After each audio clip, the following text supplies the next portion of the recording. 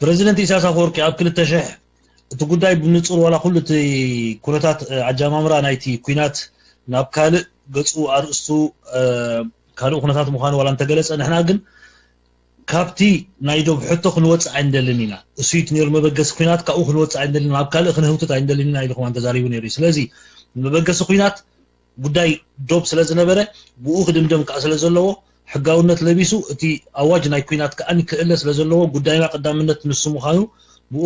بوخ المسعى للنمبر تي كم زدبل كايو دحر نايتي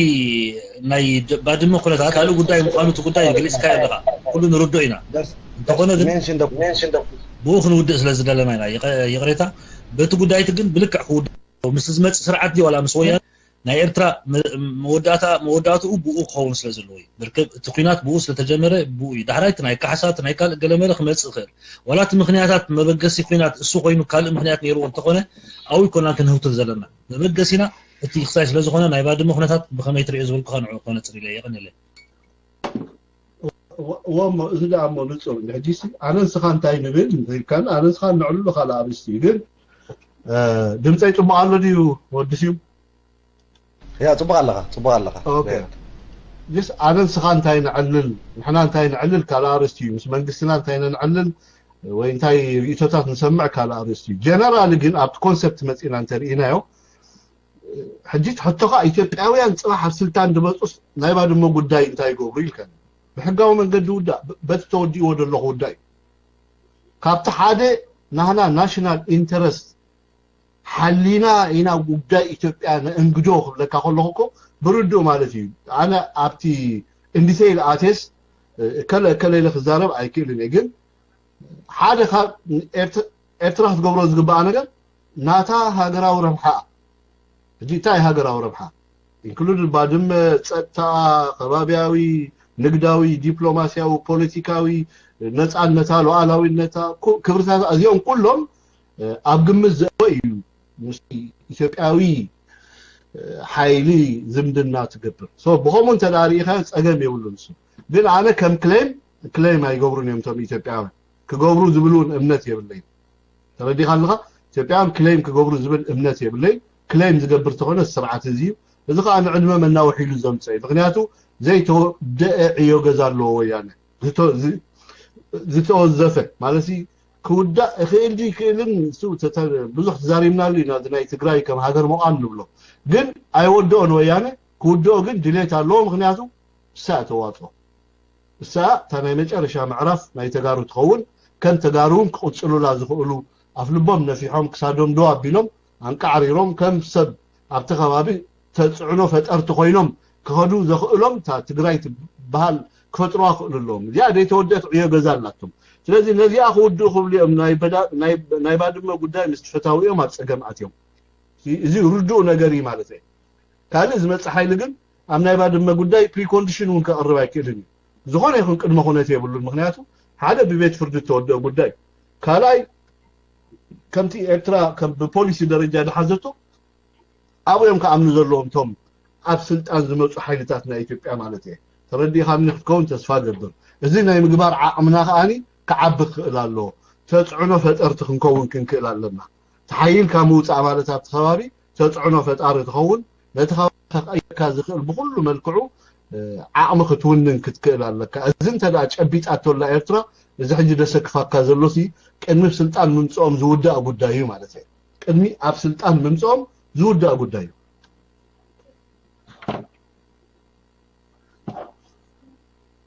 قال أبتناي ودسي مزبلكاني زاناي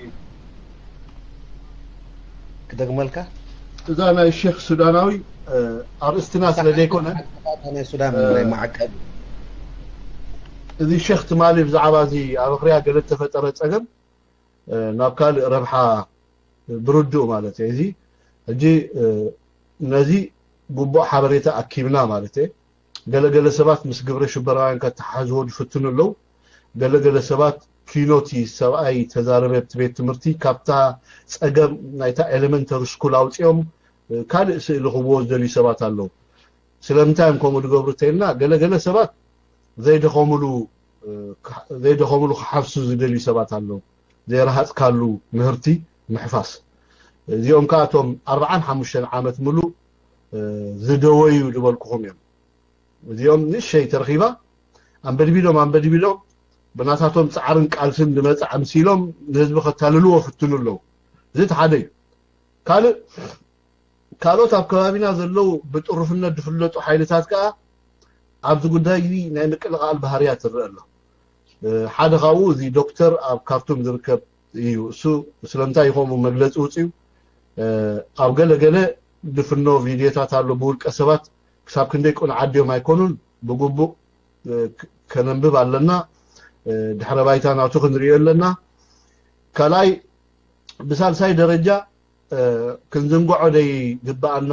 ኩብራት ኤርትራውያን ኣብ መንጎ እስላምን ክርስቲያንን ኤርትራ እቲ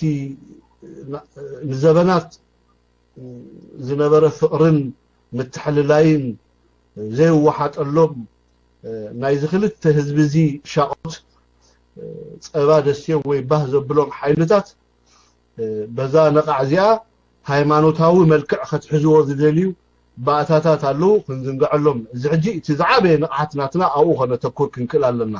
ብዝኾነ ይኹን ኣስላማይና ክርስቲያናይና እዚ ጉዳይ እዚ ፎቅ ክንብሎ ኣለና ምክንያቱ ንእስላማይ ኣይውክል ንክርስቲያናይ ኣይውክል ኣብ ልዕሊ ክርስቲያን ኣብ ልዕሊ እስላም ኣሕዋቱ ተፅዕኖ ፈጣሪ ክርስቲያናይ እንተሎ ፎቅ ክንብሎ ክንክእል ኣለና ኣብ ልዕሊ ክርስቲያን ኣሕዋቱ ሽግር ዝፈጥር እንተሎ ከዓኒ ፎቅ ክንብሎ ክንክእል ኣለና ቅድሚ ዝኣገረ ዝሕቶ እዚ ግን ከምዚ ብሩኳን ከይንሕፀብ ተኣፋፊ ኣነ ተኣፋፊ ለፈሪሕ ኣይኮንኩን ግን ብጉዳይ ክብርታት ሃይማኖት ክትዛረብ እንድሕር ኮንካ ብዙሕ ግዜ መፅናዓት ክትወስደሉ ኣለካ ደቂቕ ሓበሬታ ክትረክብ ክትክእል ኣለካ ሕጂ ብደገ ኮይኖም ዘንበድብድዎ ሓይልታት ኣለው እዚኦም በቲ ሓደ ወገን ወልፋሳት የድብሎም ኣነ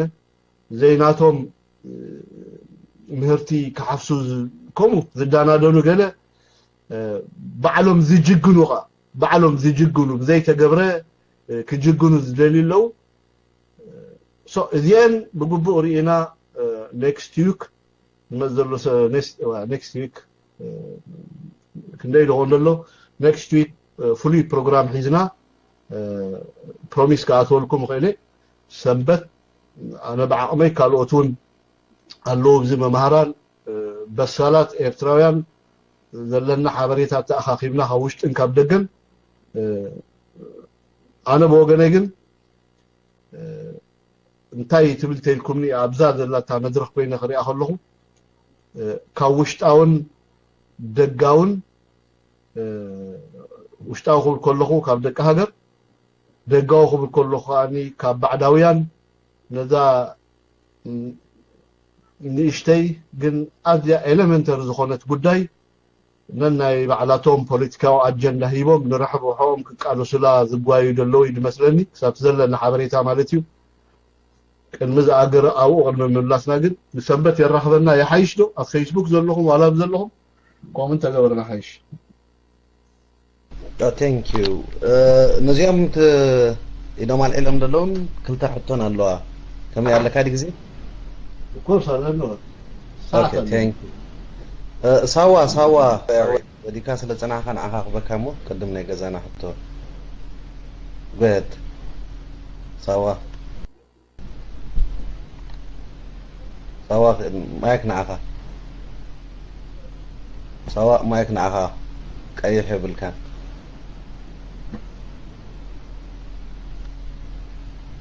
ሳዋ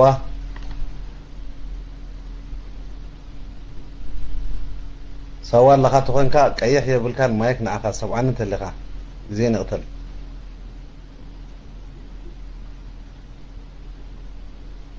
اوكي سوا لن يعتقام 240 مايك نعخا كاين وحنا تنحطو نحطو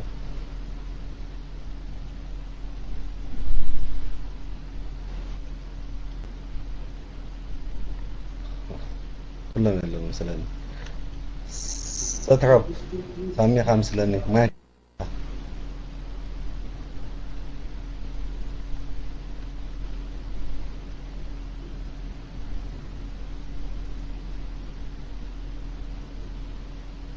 يسمع له خدي انا اوكي وطبق حتى كه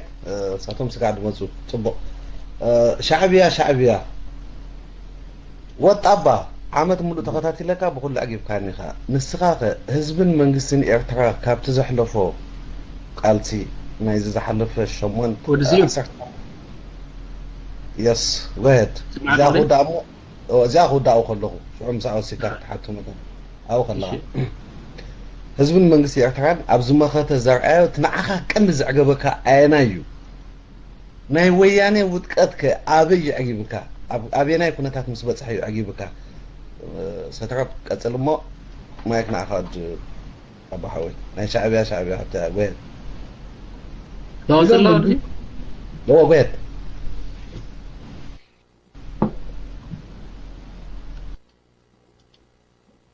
سمعنا الله طبعا yes of course اوكي زي حجي اخي باس تقبر زي ناتنا مالتي والتسحين شعت نستقبر اقدا حجي خاينا انه يحملو نعم نعنا والحنت تسقم يقولوا نصا ورينا ايرتراويان تسقم يقولون حجي انت تحطينا تي بحصاره اقدا منوحن تنفاس ويانن مالتي مزلوهم كونتات مالتي لمن تايم ابز غزي خنا وحو فتينهم كل علنا تبهاله إذا تحطي وطابا يمسكنك يا كله سلتي كله تنتانخا ناي بحكي زعقوسي كله يمسكنك مو ساتروب حوي دراسة عخا عباي نقر الله إثيوبيا تبهال هاجر كلها قدمو يانا تر وي 9 مليون حزب كله مالتي سي ويانا مسارحه خوينو صنيحيو كدامو خوينو صنيحيو حدا خدام دارجه مسكدن دارجه مسمص وريدا سمعك حدا خدام دارجه مسمص دعابه مسمصها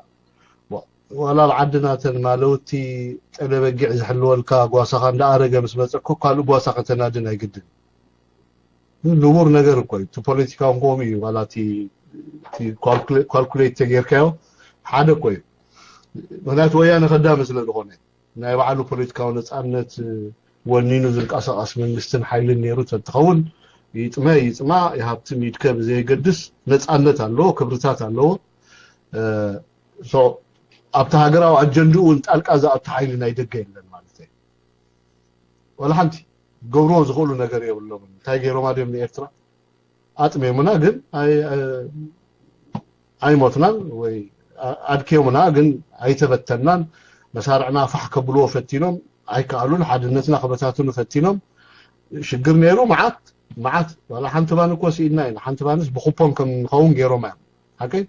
አነ ሁሉ ጊዜ ምሽ ነግረኩም ወላ ዛ ገስረት የመን ድብሎ አጅብ ሽግር ወዲቃ ዘላ ሀገር በዝናይ ሰንዓ ፈሮም እኮ እታ ኣብ የመን ትስራሕ ነግረኩም ያነ ጆክ ይመስለኩም ኣብ የመን ሓንቲ ነገር ትስራሕ ነይራ ኤርትራ ተኣቱ ኣብ ወለት ትበሃል ብሽኮቲ ንሳ ኸይተኣቱ ሲ ኣይ ምእታው ኮይኑሲ صالح عبد المنش صالح زي علي صالح عبد الله صالح ولا من دولت بريزيدنتنا يمن مش ملس كوينهم زي معقم زي اسمه تراغيرو ملا زي البريزيدنت سياسه افرق امير كاتحرقو بزح ነገር يتسريحو ማለት قال والله زي البشر زولو سب አይገነ بزح شجر حليفنا ይና ግን አይ ፈረስና እንኮ دي تدي مفراسنا አይኮ ተዓወት እንበር አቋሽሎምና ይምኮ بزيك العالم ማለት ዝለመድና ሲና ይኻል ይትረፍ ደፎቲ ፖለቲካ ዓዮ ገዛ ንብሎ ገለገለ ሃገራዊ ህንጸት ንብሎ ሎሚ ሳበይን በጻሕና ኢልና በዓልና ደማሚርና በዓይንና ንስእላ ኤርትራ ቅድሚ 15 ዓመት ታይ መኾነት ሕጂ ከንታይ መኾነት ንብሎ እዚ ሁሉ ገዲፍካስ ብውሕዱ ህዝብና እኮ ኣብ መዓልቲ 3 ግዜ ከይበልዕሲ ተጻቢኦምና እዚ ክጠምቆ ክስደድ ፋሕፋሕ ክትብል እዚ ኢሳያስን ብጾቱን ኣብታ ቤተ መንግስት ክትርፍ በትሪጌሮም ደርዕ አቢሎም መንግስት ቀይሩ ካልኩሌሽን ንሲ ካልኦ ለሓንቲ ይብሉን እዚ ሕጂ በቀሊል ካልኩሌት ትገብረዶ ከም መንግስትን ከም ሃገርን ክትሓስቦ ከለኻ እቲ ካልኩሌሽን ኮሚ ይድመጽ አባይ ታወርድ ኮን ሳኔራታ ፕሪንሲፕል ሕጂ ዘንጋዕታ ነገር አለ ኢትዮጵያ አላ ቅድሞ ወያነ ክትርአ ዝግባእ ሃገር ማለት ሕጂ ታ ኢትዮጵያ ንምዕራባውያን ተድልዮም ያ እቲ خدام ግን ያአርጋሎ ይምስምሻሎ ይብስብሳሎ ይጨንሎ ይትፋአሎ ይርዳኻ ተባይሉ በሁሉ ህዝብ ኢትዮጵያ ስለዚህ እታተድለም ኢትዮጵያ كيسنوا حسب اللهم تخدام خا ناي كدمنا غزي يوديو كالوت كدم تخناديس ناي قدم ابز مدرخ زينا زلنا حج تنتاني تردي كاتخوين ساترم مالته هجي كمدي ناي مش وشتر غلي كونن تزربا بردو مالته كومي عمل نايتو معربايا نسيو ناي زي خدام تكبارو خا نسيو ስለዚህ እዚ خدام خير كم زلو تسامعنا ግን من يحج نعو مسيل زخدم حيل له والله من اكله لا يلن ግን نعو مسل بخمي مسوخ نسامع نخل እዚ ግዜ ዝወስድ ነገር እዩ ስለዚህ ኣብዚ ናይ ግዜ መቃንዚ ኤርትራ ካብ ልዕሊ ኢትዮጵያ እንታይ ጽልዋ ኣሎ እዚ ብዓቢ ዝሪእዎ ነገር እዩ ማለት እዩ ስለዚህ ኢትዮጵያ ኤርትራ ዝማዕቀብ ዝንተልዕልና ኣላ ሕጂ ኢትዮጵያ ዘሎ ጉዳይ ካብ ቁጽጽርና ወጻእ ክኸውን እዩ ሶ ሓደ ነገር ንግበር ብምክንያት بزي مغنيات هيكون زين هيكون بشوعته ናይ ደብሒት ናይ አርበኞች ገለት ሕግዝ ያይሎም ለኤርትራ ውጽሞ ዘለው ተማሊ ኣብቲ ጉዳይ ዘይነበረ ጉዳይ ማለት እዩ ኣብቲ ጉዳይ ምን ዘይካ ንማዕቀቡ ዝበቅዕ ጉዳይ አይኮነን ግን አምጽሞ ስለምታይ አምጽሞ ኦኬ እዚ ናይ ኤርትራ ሶማሊያ ኮሚቲ ሞኒተሪንግ ግሩፕ ዝበሃል ሰርሖ ወዲሎ ፈሪስሎ ካሉ ኮሚቴ ንቆውምን ከም ሓሳብ ቀሪብሎ ዝኻሉ ኮሚቴ ሕጂብ እቲ ጉዳይ ናይ ተቃዋምቲ ኢትዮጵያ او مصنعات خجبر غزي خبلع بتحاد وغن حجي كان بوليتيكاو عيو غزخا اسرحالو مالتي غون نغون زي لازم بتحاد وغن يتر ادب غبري غزي هابنا عينتي بتحاد وغن كاني سب ناي ممراط غزي مستي طفات موت ناي ويانن نعبنا حزب ايثيوبيا اندا تقالاطف مصسلو لازم ناي محواي سرح سرحلو لازم بردو زاز ولكو دغيمه نغركا تقدامه ابقي يسرح اتزخدمو زل حيل خالق خدامه قدلي اتخالق خدامي كمي غير اذا انغدوم نتوم زخدموها ابو ناين كان هابان غدالو كاين رسع حنت ነገር عباي نصبلا اذا صباح نخدم بمعراوان زدل زلو خال حي ኢትዮጵያ ኤርትራ ከመይ ገራአት እንግዶ ግብጽ ከመይ ገራአት እንግዶ ካሎት ሀገራት ኣብቲ ጎን ዘሎ ከመይ ገረን እንግዶ ትናታተ ናሽናል ኢንተረስት ንብሎኻ አቡ ኢንፑት አለው ስለዚህ ነዚ አታሪካ ድመጽ ኃይሊ ንለውጥ ከም ዝመጽ ርዱእ ነገር እዩ ሶ አው ይደሎት ስራሕ እምበር ናይ ወያነ ጉዳይ አብቅዒ መልሰንካ ኾን ተስፋ ገብር ሳትራፕ ወላ ሓንቲ ይብሉን ታይም ሶሉሽን አለው እዩ ሓደ 34 ዓመት ዘገልገለካ ዋርዲያ አይኑ መስዓወረ ንዑድ መርሖ ይዝደል እምበር ሰራቃ ይሕልወልካ ወላ ጦሚ ከልቢ በትርጌሩ خሳጎልካ ከኒ ታፍ ደግኻ ዋርዳ ጌርካ ተቀመጥካ ትርጉም ይብሉን ስለዚህ ንዑ ካል ዛኔ ሰብ ከተምጻሉልካ ስለዚህ አብኮም አይነት ስራሓት የማለው አነ ሁሉ ጊዜ እንታይ ርእ መስሉካ ሳትረብ አነ ከምሰብ ማለት ይኽርኢ ከለኹ ኤርትራስ እንታይ ሮል ትጻወታላ አይደል እጅኻ ክንህመል ዲና ምሻለካ ከምሰብ ተሓስቦ ነገር አሎ እጅኻ ክንህመል ዲና ኦኬ ትጽንዓት ተሓይሊ ኩሉ ግን መንግስትና በከመይ ማኔጅ ገብረሎ ንዑ ይኽፍትሽ ዝደልምበር ويانا دا ابكعني دي من دا يدلو ኢትዮጵያ تلكاني تي شرو ميدا زلو نا امريكا امباسي ني ኢትዮጵያ زمحدرا زبرد ولا تمورات نا ኢትዮጵያ يه اب አዲስ አበባ ያለው የአሜሪካ ኤምባሲ ባይኖር ኖሮ ዛሬ በቆንጨራ ነበር የምንተላለቀው ይሎም ጽሒፎም የማትግል ጋዜጣ ኦፍኮርስ ተሐቅንስ ኤምባሲ እንተ ዘይነብር ወይ ሲአይኤ ዝባል ኃይሊ ወይ ካል እንተ ዘይነብር ሲ አብቂ እዚና ኢትዮጵያ ጉዳይ ማለት ነው ስለዚህ ኢትዮጵያ በኻሎት ኃይልታት ተሐንዲራ ትኸይዳላ ንሕና ረብሓና ከመይ ንሕሉ ሶም ረብሓኦም ከመይ ንሕሉ ቶም ኃይልታት ኣብ ኢትዮጵያ ዝመጡ ኸ ነዚ ክልተ ዘይተዓረቕ ነገር ከተዓርቆ ኣለዎም which means ናህና ረብሓን ናታቶም ረብሓን ናይ ምዕራባዊ ዓለም ረብሓ ኣብ ኢትዮጵያ ናብ ቀረን ኣፍሪቃን ኣብ ቀይሕ ባሕርን ዘሎ ጉዳይ ዓቢ ኢሹ ስለ ዝኾነ ነዚ ዘተ ክግበረሉ እዩ ዘተ ይግበረሉ ኣሎ ግን مسمعنا نزارب حقيقه لقامت كاين بهالش مسمعنا نزارب لغزينا هبو اوكي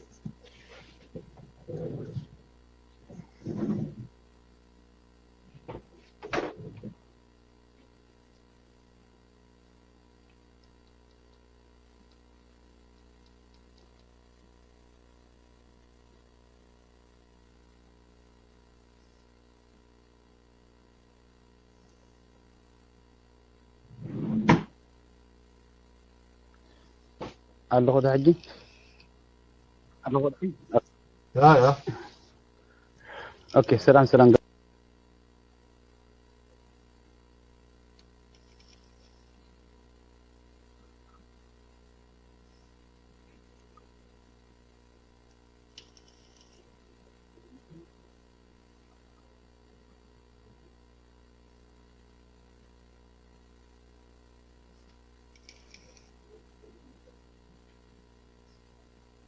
زنا بتحد وجن كمدحن بتحد وجن كأ كمتفائي الرأي مسؤوقة مسبرشو محدرة من قصدي إثيوبيا نوح تاريخ زلوا يدمسل أتحد خاء مدحاني يدمسل زي حتى وتطبح وين العلا تردها كهلا قينا ثانكيو زلال ما ونزخل مساعاتنا وطلعوتنا حفاي أنا إذا حتى تمساساليت كم ناي ساتريبيا تقدميتي إذا من إنجليز ناي أمريكا تشمرق أحب زي قدس تم حالتات نقولهم ناي عالم تم هرقافات أقول له والله أو نيرو منهم إذا كله خينات كبيرة منغو إيرتران ويانا نزو خينات زمرحو زنور منهم ساتهم كان بساتلايتهم برادارهم ولا بقوله قالوا مراندا عديهم قالوا انتي قبر له ردو نجر دي زغزاربات صنعكو كاي قالوا ولا حد نجر يلا إثيوبيا نابزين اللي داغماي رواندا بإثيوبيا كست بصعق صرح له سي جواب بيلونا إثيوبيا قداي يكون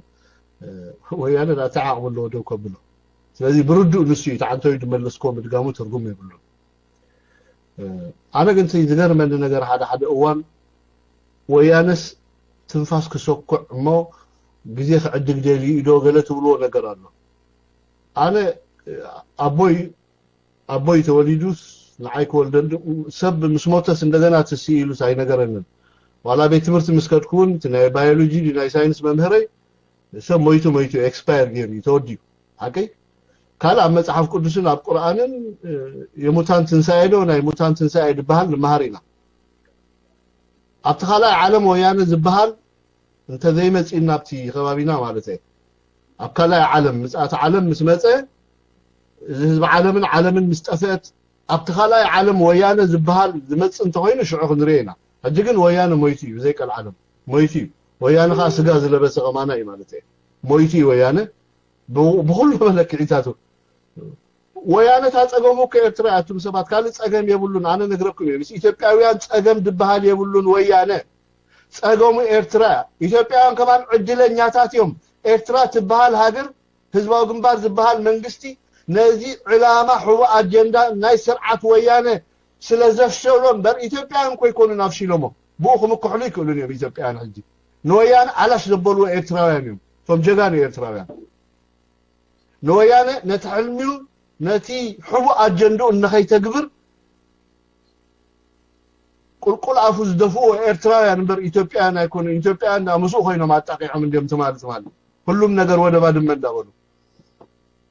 ግን ዝም ታሪክ ገዲፍና ማለት ነው ስለዚህ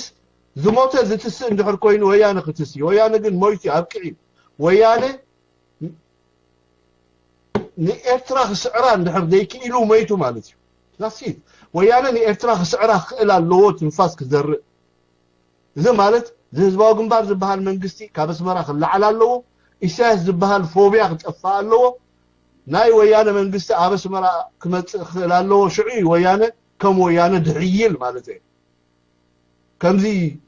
إسرائيل تبها الهجر بعرب تخابيب بقولهم إسرائيل زي وجن قريب دبار عركي بالله ثلاثة يمكن يبوا ما زلوا بيما بتساقم بدعيت بقلة مالته كوما عينت سترونج زخون ستيت مقلا عبدي تفاتيرو ويانا مويزي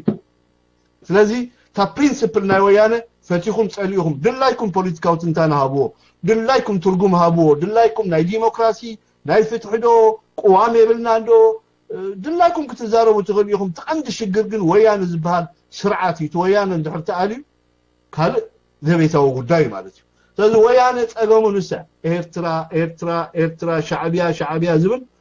سيت تصغمو شعبيا قال يلو تحلمو خبر ايثيوبيا انا ايثيوبيا بوليتيكا صريح اللي يفلطني ويانا سرقات راي مصي ايثيوبيا ويانا كمزي بمحارة لامي بورات بهالالا منالوات أبدرقنا بهايلة سلاسي نستمهاركم تلهم أبتي لمانا بقبيها دبهال مسحف لامي برا قلت باللاما اللي حانتي زنقرقر لام نظام زي أخي لحيبي حليبو أبيدون ديو ولا أبتانكرات سعينون مقالة يدوصدو مقالة از استيت مسكومات سترونج مسكونات انتهى اللو يجي ويانسي 125 فيلاتات غزاوتي كاب عاد انجليز ماستر بلان وسيدو اب مقاله ني امباستات منبر زخون غزا سريعو لو هج حلمي تግራይ መንግስት ክትከውን ሃገር ክትከውን ጻላዊት ክትከውን ኣብ ዝቀርና አፍሪካ ክልተ ወደባት ዘለዋ ናይ ትግርኛ መንግስት ክቋቋም ነዞ ጽባሕን ጎ ነዛ ጻላዊት ዝኾነት ላይክ እስራኤል ኣብ ቀርና አፍሪካ ዝተፈጠረት ሃገር ከ ዲፕሎማሲያዊ ዝምድና ክገብራ ዝደሊ ሓያላትን ናይ አፍሪካን ናይ ርሑቕ ማዕዶ ምብራቕን ማእከላይ ምብራቕን ሃገራት ከ ዲፕሎማሲ መንበር ዝኸውን መደቀስ ኸይሳ እንተባሂሉ ካብ ሕጂኦም ወያነ ገዛውት ሰሪሖም ሎም ንዓቶም تو سريحه زلو غزاوتسي اب اديس ابا كمان كوم يلن ስለዚህ تعلاما نريهم كلال نحوات سو الناس نعجوجو ايكوننا نزاربو بعينا درانا يموت ابارتايد سفر يلوم صويعهم له دق مقله ابارتايد سفر يلوم اوصيهم له دق مقله تبومل ستراكشر زغبر زلو اب تግራይ اب مقله اب كل تግራይ يسرح زلو تغاروسي نحركام صراي سواساتيو ماي صغوبون 5 ستار هوتيل سرحالهم ملمس زيناوي بتمرت دي سرحالهم زغبا فابريكا دي سرحالهم زغبا ndaswa khndey ndabonu taafdeg xatitom way nazi bacra swakhn saxrkam ilom dumlosu sawati 5 ستار هوتيل تا خغبرلهم يدسرح انا عايزروح مالت يغبوم يخسرحوا مالتي غزي لو مالتي حجي كونن غزي لو نعي ارترا 5 ستار هوتيل كسرحتين منغستي ارترا منكستي اللي يدولو اكن 5 ستار هوتيل كسرح كم منغستي كلتا سلسته فابريكا كسرح يدمرز صرغياتات كسرح مقد باور كسرح يدمرز كولجات كسرح يدمرز مغنياتو دحر ذو كله انفراستراكشر تزدل له ناي جيصات ود جيصات كمصخ الي سب مصغبه 5 ستار هوتيل دغيب سب مستمهاره دومز مسرخبه جبو مسملئه معرض زخونه هيوت كحلف متجمر خزاناغا اجمر ازي انتي زعلمه دحر لكم دبلوماسياتكم وصون مقاله مدقس هوتيل كيسولو تباهيلو زقبيبو تعدي حجي خمس خن بالكولاتهم تغارو وروايتنا اني اينت زن ارتراويان ولناغن ايقلانا ابزن خصبصح كوينا دغيفناكم ينا نبلو ابزن خصبصح هنا اب ساحل وسيلنا غامان كتمهارو كلهم ናይ ጸጋምን የማንን ጠፊኩም ቀይ ጨርቅን ጸልን ጨርቅን ክሳብ ክንደዚ ወሪዲ ሰውራ ኤርትራ ዓሊሙኩም ንብሎ ተተጋዳላይ ካታ ዘላተ ወዳዓከር ንባዕሉ ጸሚ አመንጊጉ እንደሃበ ያቃሊስኩም ንመሰልኩም ንኽብርታትኩም ንኽትቃለሱ እዚ ስልጣነን መሰል ናይ ፖለቲካን ክንጭብጡ ኢሉ እዚ ተጨብጥኩም ከም ትምዕብሉኻ ንፈልጥ ኢና ስለዚህ ንዓና ድጸሚይ ትግራይ ዳ ክትቀትለና ዘልዓለም ዝጸገበት ትግራይ ዝማዕበለት ትግራይ ደቀሰነት ትግራይ ካብ ጎረቤታ ዘይትናኸስ ትግራይ ኢና እንደልምበር ድደኸየት ዝጠመየት ትግራይ ምኻ ዝቕባበ ይደምጽ ሽግር ነዚ ተቃሊስናልና ያሕፍረና ኒኻ ወላ ኣሕዋትና መሬት ትግራይ ዓጽሞም ክዛረብ ታሪኽ ክዛረብ عطمم كزاربي تاريخ كزاربي ابعال افغحغح ابعال شيرس تسوو جغانو تغادلتنا ارترا سيلتن تانكتات قرسنا له حاصيننا له خوفي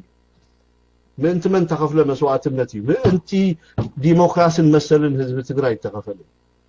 ስለዚህ برد እዚ ስርዓት እዚ ኣብ መጨረሻ እዚያ እንደነ ኤርትራ ዘይስዒርዋ ሞይቱ ማለት ሞይቲ በር ኢትዮጵያ እንዳሸይኖ ምሎም እንዴ ኢትዮጵያ እኮ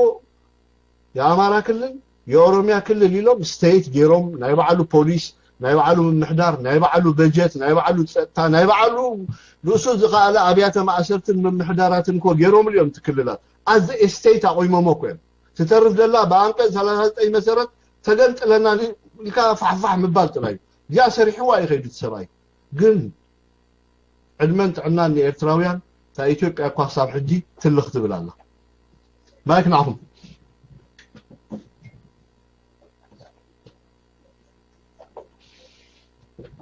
ثانك يو ود طبا غاندي اتكار الكا صنيح كانت اللي هون كان اقدم ادلك بكامو سنسلت كلتا سبالو زي حاتتو شعو خبكا تلقب سلازلها معلش حبيبي كلاشني مايك نعها كلاشني مايك نعها اوكي منقستي 9 حدن منقستي 9 حدن مرحبا اسمع له هدي سلام ايوه سلام حبيبي اوكي ثانك يو وطبا بزغنا تصبغيت نغز كل غيزي نسعجب كان عفتا فيسبوك حتي ثاني رجن كمل لي كل يسمع واني ما تيجي بفلي نوطبا خفتي انا كل غيزي نسعجب حمتات كوين اللي وطباسي ابزي اكايدا حزب المنجست ايرترا اتكندي يعيبن زبلو بزرزر ابيلو انت زنغراني كلاي غيزي ما عجبكني رالاي وغنكا ناي وياني اتقندي بوكو ويكا اتي حقوق سيرو زبحال فحبح زبلو ነገር بنصور انت تبرحلنا نيروس اصبيا مدوكس كني رقم تدحاله اواني هم كادلمو مايك سوري كبرن مغوسن سوادنا شعبي ثانك يو حبيبي بالله يا كل ذكريات لك ثانك يو وطبا ناتو ملسو لما شعو اني سنسلت علتك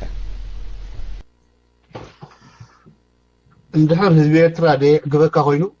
ብምንታይ ዳ ተዓግብ بعين ፖለቲካ ይኮንና ንዛረብ بعين ውልቃው ረብሓን ገለን ተሪና ይተኸላርስቲ ግን ልዕሊ ህዝቢ ኤርትራ ዝዕግብ ህዝቢ ብዛዓለም ዘየለን ኤርትራው ስለ ዝኾንካ ጥራይ ኣይኮነን ተግባራት ናይ ህዝቢ ኤርትራ ዘርዚርካ ስለ ዘይወዳ ጥራይ ጽንዓትን ሓድነትን ህዝቢ ኤርትራ ንዓይ ቀይሩኒ ባይዘወይ ከም ሰብ ማለት እዩ ከም ሰብ ጽንዓቱን ሓድነትን ናይ ህዝቢ ኤርትራ ይቀይሩኒ እዚ ጽንዓትን ሓድነትን ተዘይነብሮ ነይሩ ህዝቢ ኤርትራ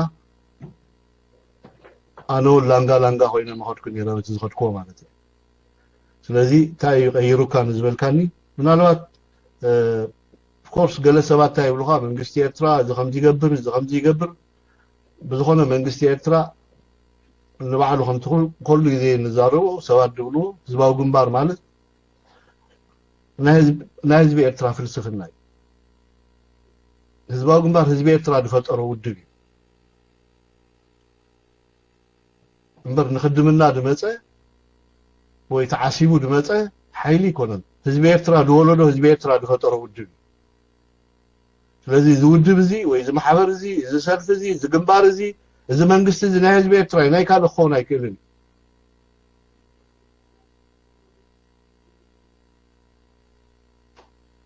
ዋንኡ ከዓ ህዝቢ ኤርትራ እዩ ስለዚ ህዝቢ ኤርትራ ጽኑዕ እንድሕር ኢለካ ህዝቢ ኤርትራ ሓድነቱ ዝሓለው ህዝቢ እንተይለካ ኣማራጭ የብለይን ማለት እዩ ኣነ ጽንዓት እዩ ሓድነት ከዓ ሓድነት እዩ ስለዚ ኣብ ትሕቲ ሓድነት ክትዓስልን ክትዓክኹን ኣለካ ምስቲ ጽኑዕ ከዓ ክትጸንዕ ክትክእል ኣለካ ምስቲ ጽኑዕ እንድሕር ጸኒዕኻ መጻኢኻ ክትሪኦ ኢኻ ምስቲ ሓድነቱ ሓልዩ ዝኸይድ ህዝቢ እንተለኻ ከዓ ሰላምካ ከተውሕስ ኢኻ ማለት እዩ ካብዚ ንላዕሊ ምርጫ የለን ብየ መሪጽ እዩ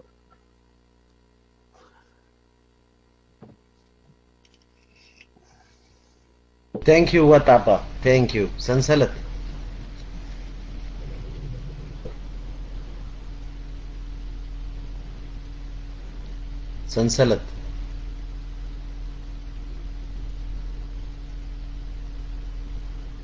اوكي سنسلت يلا امنغخ مصنا خايو وطابا حنت حتى انا حتك ثانك يو سلتي تبنا دلخمو وطابا وياني سقعجي ماليت انسالسا غزي او اخيبات يلا ابكمي كنتات الله بخمي كتودي عيلك تغمغم مايك ناخا نعجوجو اواجات كسمعي خا زعنتو يدبركو نوركو عجوجو مشالك حدا سب رسن مسحاممه تي اوفر مسكونه رسني هتفتف يدبل عاسو دحمم سبري خا انت كونك حجي بزي معرب ايرترا يكون بعل شندله مره عاسو اندحر حاميمو ترسنو اوفر اندحر كيدو هتفتف يدبل شو غزي اب قدم سبيتون دقون كان كتقربوا بملكان مالت غبر اندي غبرو يزارب حدا رسن زحمم سب مالتي هتفتف يدبل ويانه ترمومتر مطن حليفي جهه تفتف يدبل دلو اواج كن اوجينا حصط غزي اواج كن اوجينا تاوج كوي تاوج حصط غزي اواج تاوجس نعمت كيدو كنت شجر هاي تفتحن زيادة بس يحمسني تهدسهم قبرينا لمن اسيات 500 برك نهبينا 300 برك نهبينا لزي شرح من اسي كميل كاسبتو زغلو مبصعاتات زي نتي بوليتيكاو رسمي كزحلو يكلني اتو بوليتيكاو رسمي كمت عصو حميمو رسينو زلو سب كلوروكين دي روزوكين هيبكا ناب زحل توردو مالت ناملو برتوم لسو نبوليتيكاو رسمي قامي بو بوليتيكاو في التحت اللي هيبكا له ترسن بوتو له مالتي لذي زناويان اواجات عجوجوي ازي عجوجو دوص اواجات يوم تمالق المعامت بصوت غزي اواج تاويجو نو سوليوشن ጥቂት ሽፍቶች ጥቂት ሽብርተኞች የፈጠሩ ችግር እንጂ የኢትዮጵያ ህዝብ ችግር አይደለም ስለዚህ ለነዚህ ሽብርተኞች ነው አስቸኳይ ጊዜ አዋጅ ማወጅ ያስፈልገናል ይሎም ኦኬ ከማት ኮይናስ ክንረይና ይልዎም ህዝቢ ከይዳ አልዒልና ይሎም ብጽጽዕኖም ብገለን ከአተላዒላ መጨረሻ ተበጊሱ መጽይት ህዝቢ ህጅም አዋጅ አይግድሶ ገለ ይግድሱ ተአዋጅ ካውይ ዘወር ተጽሒስ ወጻሎ ህዝቢ ሶ እትረስኒ መልስ ረክብ ክላሎ لذا عمقله عواج كتوصت خليها الشجر قل مفتوح خونا كايكلني شجر استاخه بشجري ل27 عامت خيص انا شجري لعليون كمان بتحساسبه افلسفنا خاطر ايدي كونه ابايتا استقبل كايم قصار بوليتيكاوي صراحه لو زيهم كتالخ اسكل حجي غزيو عربي بايزوي انت عربي غزاها طريقه اتنبر ذا عربه نبرخه تخيدو عربي ስለዚህ ወያነ አብትና عربه ساعه ስለዘሎ معقوبي لاخدل لومبر بوليتيكاوي رسلنا ኢትዮጵያ ክፈትዕልካ ኢምፖሲብል አይተحسب ስለዚህ አምንታ ያለው ሆቴል ካኒ አወጥሪ ከምዛ ናይ ዓሶ መድሃኒት ሲሉ ፈርፈር ዝብልሰብ አብኮም ደረጃ በጽሖም አለው ምክንያቱ ሶሉሽን የብሉን ችግር ሁሉ ጊዜ ተዛረበካ ኮን እሲ ወድሲም ንፍታህ መገዲ ገደፉን እኮ ነቃዕ ዝባል ነገር ክትገድፍ ክትክል አለካኮ ولا بول كسب درجه ክትባስ ኮልኻኮ بعد صبو بزياسي صبو غير لي نيري مقرخ للوك اخات بالنودسب نودسب بزياس صبو غير لي ما نزيا كل غزي انتاي دبال ነገር አሉ ሰብ ታዝገበረ ከሐማ ነገር አይተረ ትዝገበረልካ ጽቦ ነገር ረድ በሃል ነገር አሉ ግን ወያነ ጽቦ ነገር የብሉን ማለሲ ክትመርጾ ጽቦ ነገር የብሉን መተዓረቀ ዝኸውን ነቃ አይገደፈን ልብ خرسرس ዝኽእል አተሐሳስባ ሒዚ ይመጻል እምነቱን علامون ابتخباب زي نبر كارتا سئل يمزي انداماتو مريت كجبت يمزي انداماتو بحري كونن يمزي زي نبر حيل فتر يمزي نزل عالم نتوم تمالي چوقينو من زبلوم نبر احزاب باروت غيرو خمبرو يمزي ስለዚህ ነመሰሉ سبك موت كسوا اكلالو شي حجي زرينا زلوفت مدرخ مالته ስለዚህ ነቃ አንድ حرز የለ መተዓረቅ ቀዳል ዝባል ነገር የለም እዚህቲና ሓባር ጽዋዕ ምጭላት ጥራይ ማለት ታዋንጫ መሊኣ ስለዘላ ሕጂ ከምቲ በረኸት መንግስቲ ኣብ ዝበሎ ክትጎስሞ ጥራይ ይደለካ ኣዋጃት መፍትሕ ኾን ይክእሉን እዮም መንገሪ ኢኻይ ካብ መጨረሻ ከመወከሉ ከምዛ ናይ ወያነ ምሸት ኣዋጅ ይውፅእ ነይሩ አን ቅይጥ ኢኮኖሚ ኢሉና 17 ዓመት ብኮሙኒስታዊ ስነ ሓሳብ ክኸይፀንሐ ንብረት እንዳማቱ ወሪሱ ሃብት እንዳማቱ ሃዲሩ ንብረት ቋምን ተንቀሳቀስን ንብረት ሕልብ አቢሉ በሊዑ ህዝብ አበሳቢሱን ንስደትን ንበረኻን ንሞትን ንሰሳጠሐ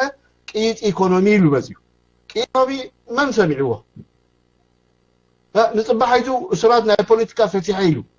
17 ዓመት ዝደከሮም ዝቀተሎም ግን ነቶም ሽዑድ ፈትሖም መተዓረቁ ኾንዎ ይክእሉን እዮም ኣብ መጨረሻ ክመውት ዝቀረበ ስርዓት ዝገብሮም ተላዋጢ መርገጻት ኢና ንርኢ ዘለና ወያነ كمتم آياتها تخا أخذيو نايجزيه قداي برترسن بطولة مايك نعفك Thank you نبحك وطبا thank you أمانيل مايك نعفك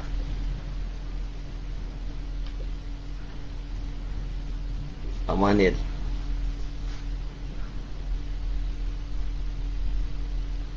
هاي سمعني اللي خدي خوين خلاص تمام امانيل اوكي ثانك يو منجستي دونغولو دوغولو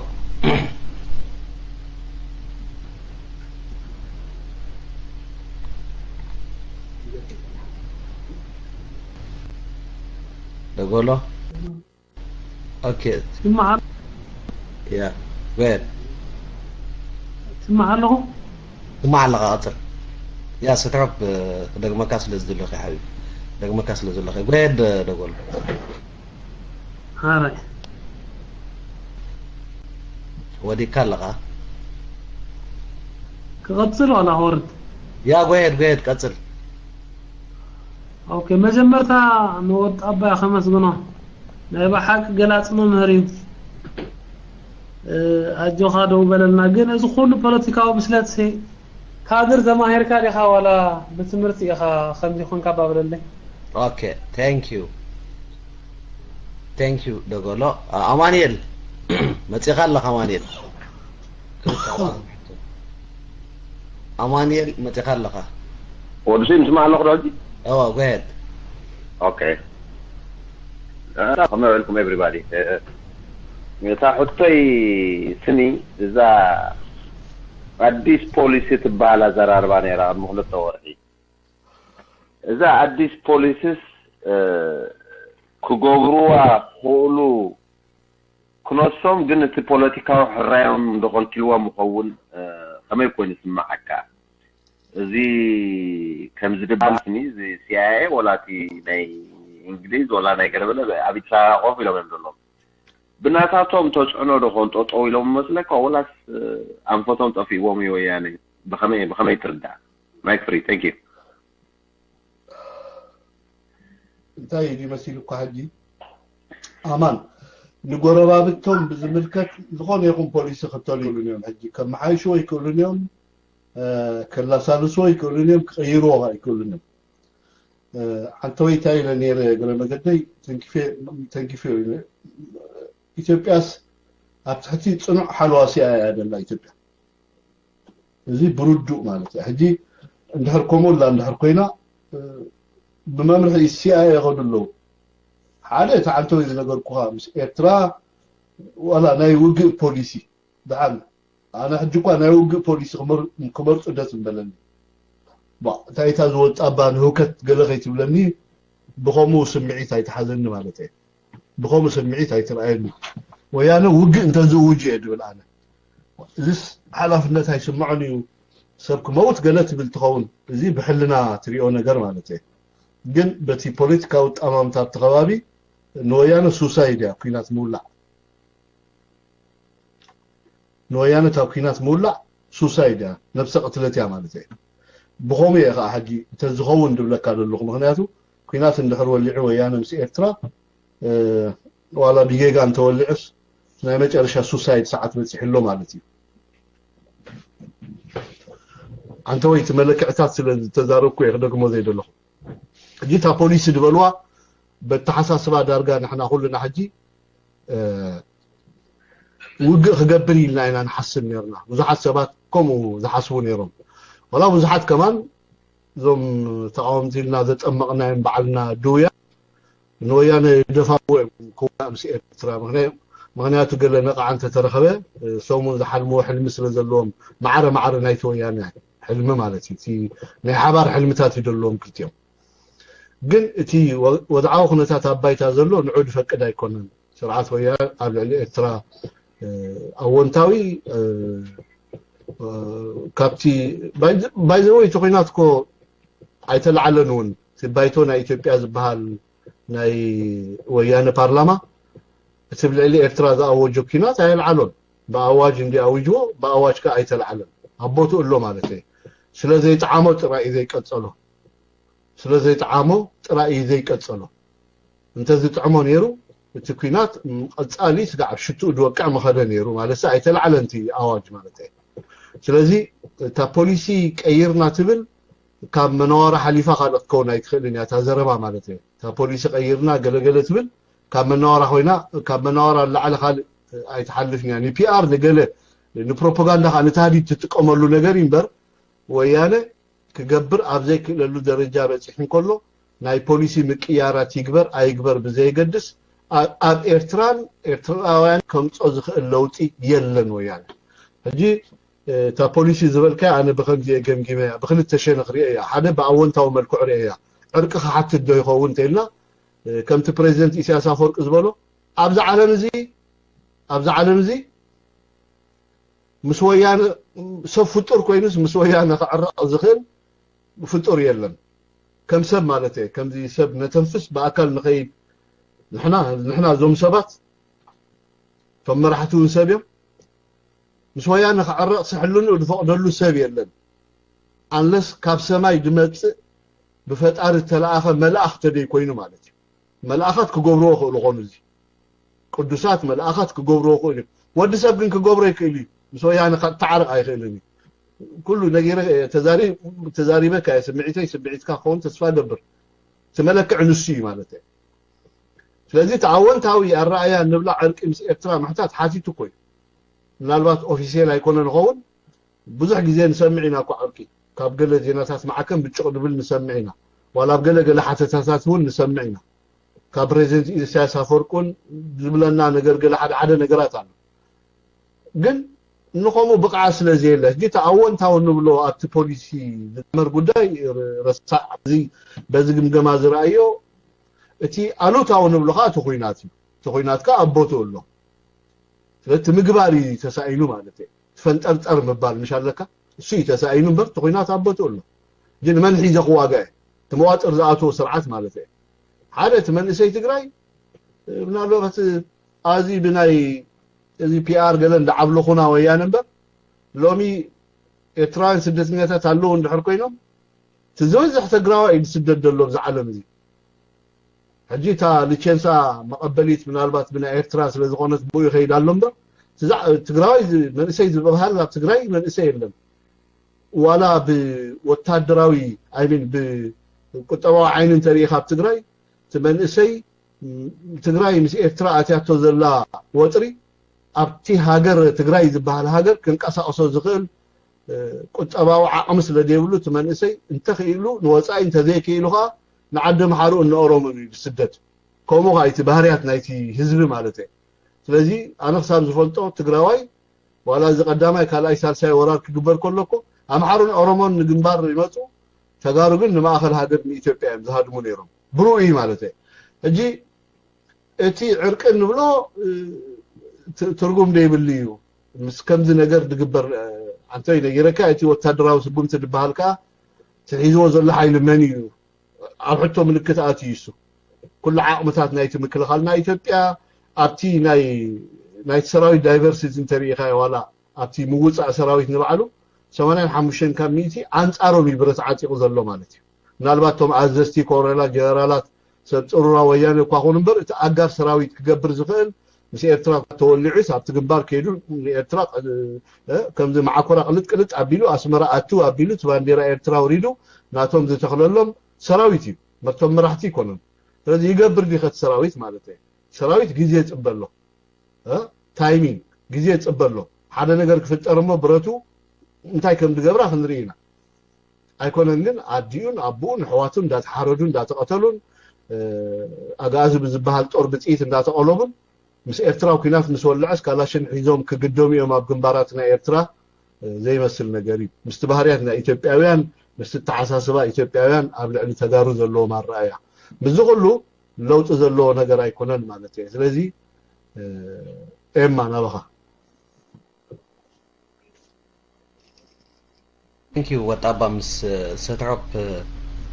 ካልእ ትሕቶ ሓተከ ስትሮፕ ማይክ ንዓኻሞ ታናይ ትወዲ ከዓ ብኸመይ ካ እዚ ኩሉ ፍልጠት እዚ ኩሉ ቀሲምካ ትብል ሓዊስካ ወላት መወዳእታ ዛዕባ ንብስኻ ስለ ዝኾነት ስትሮፕ ማይክ ንዓኻ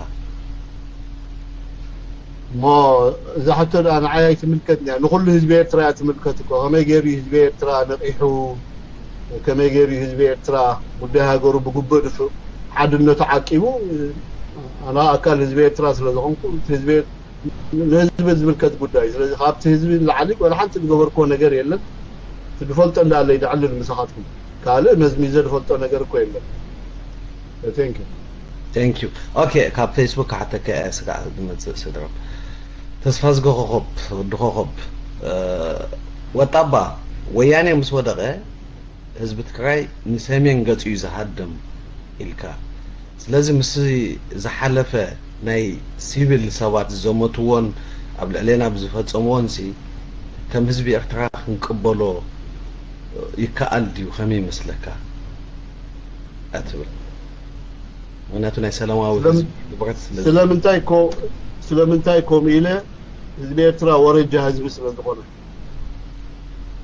ህዝቢ ኤርትራ ወረጃ ህዝቢ ቂመኛ ይኮነን ንኣብነት ሓደ ኣብነት ክነግረኩም እየ ብዙሕ ግዜ ልዑለየ ግን እቶም ዘይሰማዓኩም ዋላ እቶም ዝሰማዓኩም ከማን መራጎድኹ ደርጊ ካብ ስልጣን ምስ ወደቐ ኣብ ብዙሕ ከይከን ናብቲ በረኻታት ሓዳስ ከረን ገለ ከይበልና ኣብታ ከተማ ኣስመራ ካብ ግንባር ጊንዳዓን ደቀ ምሓረን ፈሪሱ ዝመፀ ሰራዊት ነይሩ الሰራዊት ብረቱ ደፊኡ ይመፅእ ሎክ ሕጂ ክልተ ስእሊ ይኽበኩም እዚ ሰራዊት እዚ ኣብቲ ካብ 1972 ብዝያዳ 1974 ኣብ ኣስመራ ተገበረ ጭፍጨፋ ሕጂ ናይታ ኣስመራ ይኽዛረብ ተኻሊ ገዲፈ ኣለኹ ኣብ ኣስመራ ተገበረ ጭፍጨፋ ኣሎ እዚ ጭፍጨፋ እዚ ኣብ ታሪክ ተሰኒዱ ኣሎ ኣዴታት ኣጓብዝ ደቀን ኣፍሮታት ኣብ ብርኮም ዘተንፍሱ ብስልክ ተሓኒቆም እዮም ኣብ ብርኮም ዘተንፍሱ ጎባልል ኣጓብዝ ተመሪዖም ተደሪዖም ዝወልዱን ዝዝምዱን ሃገር ክመርሑ ዝኽእሉ ብክራባቶኦም ተሓኒቆም እዮም ባህር ሓይሊ ብዝበሃሉ ዓፋኝ ብዝበሃሉ በቶም ኮማንዶ ኣየር ወለድ ተፈላለየ ዘጠምቆም ዝነበረት ስርዓት ዝተሓንቁ ዝተቀተሉ ደቀን ቁፅሪ ኣልቦ ይብሉን ብፍላይ እቲ ሽዑ ወዲቆምሉ ነበሩ ዞም ሰራዊት ናይ ደርጊ ቀሓውታ ማይጭሆት ገዛባንዳ ጥልያን ሰንታት ተእቶ እዚኦም ፀኒቶም እዮም ኣደን ኣቦን ብገመድ ተኣሲሮም ጎራዙት ኣዋልድ ደቆም ሬፕ ተገይረን እዮም ዓይኖም እንዳርኣዩ ሬፕ ተገይረን ከዓ ተሓኒቀን ተቐቲለን ኣብ ማይበላ ተጓሒፈን እዮም ማይበላ ኣነ እኳ ንእሽተይ ኮይነ ወዲ 8 ዓመት 62 ሰባት ሓንቲ ኣበሳድ የብሎም ኤርትራውያን ስላይ ዝኾኑ ኣብ ማይበላ ተጓሓፍ ኣለዎ ከም በዓል ተወልደ ፔትሮ ዝኣመሰሉ እዚ ከምዚ ዓይነት ግፍዕት ተፈፀሞ ሕብረተሰብ እሞ ከዓ ድሕሪ 15 ዓመት ሰራዊት ነዚ ዝገበረ ነዚ ገበን እዚ ዝፈፀመ ሰራዊት ተሳዒሩ ኣብ ስርኡ ሸይዱ ተንበርኪኹ ክመፀን ከሎ ተናዴታት ብድሓዝኦ ክስተሃልኦ መን ከልኪልወን ብድሓዝኦ ክስተሃልኦ ሰራዊት መን ከልኪልወን እንጣጢዕ በፅቢፀን ማይ ብጀሪካን ሒዘን ኣብ ባሕቲ መስከረም ናይ ሽዑ ኣቤት ኣደባባይ ኪዱ ከማኻትኩም ከማና ድፅበያ ኣዴታት ኣለዋኹም ደቅና ጥራይን ቋዕ ሰላም ኣተውልና እምበር ኪዱ ዓድኹም ኢለን የናፋኒኖም ኣነ ካብዚ ብዚ ስለ ዝወፃኹ ኮሜ ድሓስብ ህዝቢ ኤርትራ ከዓ ከምኡ ስለ ዝኾነ እዩ ወያነ ፈትዮም ፀሊኦም ኣብ ኤርትራ እዮም ተወሊዶም ኣብ ኤርትራ እዮም ጠፉ ናብ ኤርትራ እዮም ዝሃድሙ ዘለኒ ንስዕ ምክንያቱ ህዝቢ ኤርትራ ፈዳይ ሕነ ይኮነን ህዝቢ ኤርትራ ኮለባም ህዝቢ ኤርትራ ንቑሕ እኮ እዩ ህዝቢ ኤርትራ ፍትሕን ሕግን ርትዕን ድፈልጥ ብቅልፅሙ ዘይሓስብ ብሕጊ ድሓስብ ሕብረተሰብ እዩ ከምኡ ስለ ዝኾነ እዩ ነዞም ትማሊ ዝሓረድዎን ደቐተልዎን ኪዱ ይልፋንይዎም ሓደ ኤርትራዊ ኣብታ ግደፍዎ ናይ ካልእ ኣይፈልጥን እየ ኣብታ ባሕቲ መስከረም ግን ሓንቲ ሰበይትስ ሰብኣያን ወዳን ኣብ ከባቢ እዚ ገዛባንዳ ጥልያን ተቃንዳ መድሃኒ ዓለም 6 ደቃን ሰብኣያን ተቐተልዋ ንስሓ ዲማ ዝድሓነ ሰበይቲ ብኣካል ነቲ ሰራዊት እዚ እንታይ ክትገብሩ ኢልኩም ትፅበዩ ናይ ሕልና ፍርዲ እንድሕር ኮይኑ ማለት እዩ ብዓይን ፅልእ እንድሕር ፀሚትካ ግን እዛ ሰበይቲ እዚኣ ብሂወት ነይራ እዞም ኩሎም እዚኦም ስድራኣ ክፀንቱ ከለዉ ብዓይና ዝረኣየት ሰራዊት ክሰዓር ከሉ ከዓ ሕነ ይፈለየትሎም ኪዱ ናፅነት እንቋ ኣምላኽ ኣምፀትልና ማርያም ኣስመረይት እምበር ኪዱ ዓድኹም እያ ኢላቶም ከምኡ ስለ ዝኾነ ህዝቢ ኤርትራ ፈዳይ ይሓንን በል ፅባሕ ክመፅኹም እዮም ፅባሕ ክመፅኹም እዮም ካሕሳና ከዓ ምስዓር እዩ ካሕሳና ከዓ ሓይልካ ምውፃእ እዩ ካሕሳና ንሃና ተርኒዕ ካብቲ ከባቢ ምውፃእ እዩ ካሕሳና ዘይምንብርካኽ ዘይምብታን ኤርትራውነት ኒሕ ሓቦ ሳዕሪሩ ንዘለኣለም ምግባር እዩ ትካሕሳ ዝበሃል በርቀርሽና ወያነ ክንካሓስ ኢልና ይንፅበየና ኣይንደልየሎም እንካሕሶም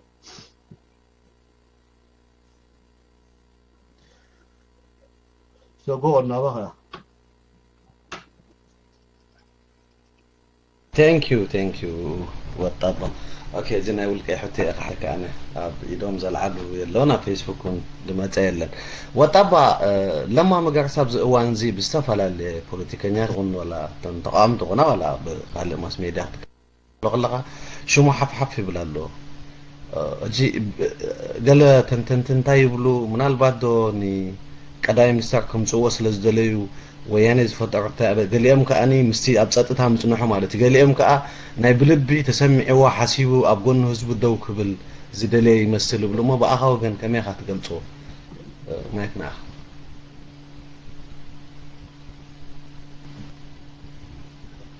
على بتا اي نغزا انتبل ፍልስፍና አባይድ ሰማማ ግን ጅንታይ መስለካው ዲሲም ይጅምር እንዲደሎ ገና እግሪት ከልሞ አፍና መሪና አንዛር ካብደገን ካውሽጥ ብዙ እንሰማይና ግን ጊዜ ሂብና ወያነ ደረጃ ዶሚኔት ከጎብሮ ኢኮኖሚ ኢትዮጵያ ዘልጣ believe me እሺ ተሐበሪታ ተሐቅ ባይታ ዘሎ ውሽጥ ኢትዮጵያ ነሲ ናይ ተሐላሎ ጉዳይ እንጂኮ ማዕኮር ከሐሉ ዝባል ማመጫ ከሐሉ ይምበር ወያነ ደረጃ ዶሚኔት ከጎብሮ ኢኮኖሚ ዝኸሉ ነረም ተጥቆነ ወያነ ታንክታቶም ኣብ ከተማ ረግሪጎም እምነት ህዝብ ሰጥ ለበደብሉ አይኮሉኒ እመን እንብለካለሁ በተሞክሮ ስለዝራአኹ ወይ ዋላ በተኸባቢ ተንተንትናይ ፖለቲካን ወታደራው ተንተንትን ድብሎ ሁሉ እንደሐር ተከታቲልካ ትሪያሊቲ ንሱ ወያነ ወላንት ልዕልና ዝባል ሕጂ ይስእንዎ ለውጥ ላይ ደይኮነ ከምንጠልዮም ስለዚህ ትምዝምንጠልዮም ዝብል ዘረባ ደሓን ንግዚ ይገዲፍና ኣብዚ እዋን ዝግን ወያነ ዶሚኔት ክጎ ዝኸለ ሓይል የለን እዚ ናይ በዓል ለማ መገርሳ ወይ ብደረጃ ኦፒዲኦ ስሙዝል እንተዳ ኸይዱ ንሱ እዚ ወዳድባዚ እዚ ተሓሳስባዚ እዚ እምነት እዚ ስሙዝል እንተዳ ኸይዱ ኣብ ኢትዮጵያ ጽቡቅ ኩነታት ክንሪኢና ማለት እዩ of course ka ጽቡቅ ኸይ ተስፋለኒ ግን አቲስ ከምዚ ማዓልቱ ዚ ሓሎ ዘረባ ኸይኮነና ንግዜ ሂብና ግን ኣብ ግዚኡ ክንማያጠሉ ንኸሊና ግን ኣነ ብስዘለን ኤቪደንስ ዋላ ገለድ ሰም ሓደ ነገር ግን ኮሚ ይመስል ግን በተፈላለየ መልክዑ ናይ ፖለቲካ አተሓሳስባ ዘለዎም ኢትዮጵያውያን ተዳ በብሸነኹ ሰሚዕኻ ነቲ ስእሊ ከባላሽወልካዩ ከስሰልካዩ ታይ ማለት እየ ሕጂ ኣብ ከምዚ ዓይነት ተሃዋጽ ዝኾነ ናይ ፖለቲካ ምንቅስቃስ ዝግበረሉ ሃገር ናይ ወገን ፖለቲካ ዝንቀሳቀላ ወይ ዝግበረሉ ሃገር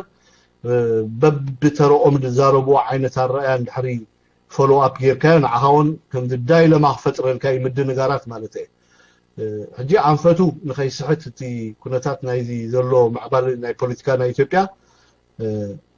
እቲ መግለጺ ዘውጽእ ወይ ብዛዕባ እዚ ጉዳይ ይዛረብ ዘሎ ሓይሊ ናይ መን ሓይሊ ወይ ናይ መን ወገን ኢልካ ክትመም የለካ መጀመርያ እቲ ተኣማኒ ዝኾነ ኢንፎርሜሽን ወይ ሓበሬታ ክትረክብ ኣለካ እቲ ዝግበር ዘሎ ምንቅስቃስ ናይ ኦፒዲኦ ይኹን ናይ ካልእ ሓቂ ዲኮነን ንምፍላጥ ማለት እዩ ጂ አንጻር ናይዚ ምንቅስቃስ እዚ ወያነ ዳዓስከሮም ናይ ፌስቡክ ሰራዊት አለው እዚኦም እንታይ ይብሉ ባዕሎም ቶም ወያነ ዝላአኹም ለማ መገርሳ ናይ ወያነ ሰላ እዩ እዚ ሕጂ ኸም ዝገብር ዘሎ ነቲ ሪቮሉሽን ናይ ኦሮሞ ንዑ አዳኺሙ ነቶም ናይ ሪቮሉሽን ሰባት ከብልዖም ይገለ ዝበሃል ነገር አሎ ከምኡ ዘዕልሉ ነገር አለው ግን እሱ ይኮነ ተሐቂ ማለት እዩ ተሐቂ ብግቡእ ክንርድኦ ክንክእል ኣለና እሱ ይኮነን ጀኒውንሊ ይኸይዳሎ ኣነ ብዘለና ሓበሬታ ግን ሙሉእ ክገብሮ ተሓበሬታ ንግዜ ንሃቦ ይኽለካ ደኒ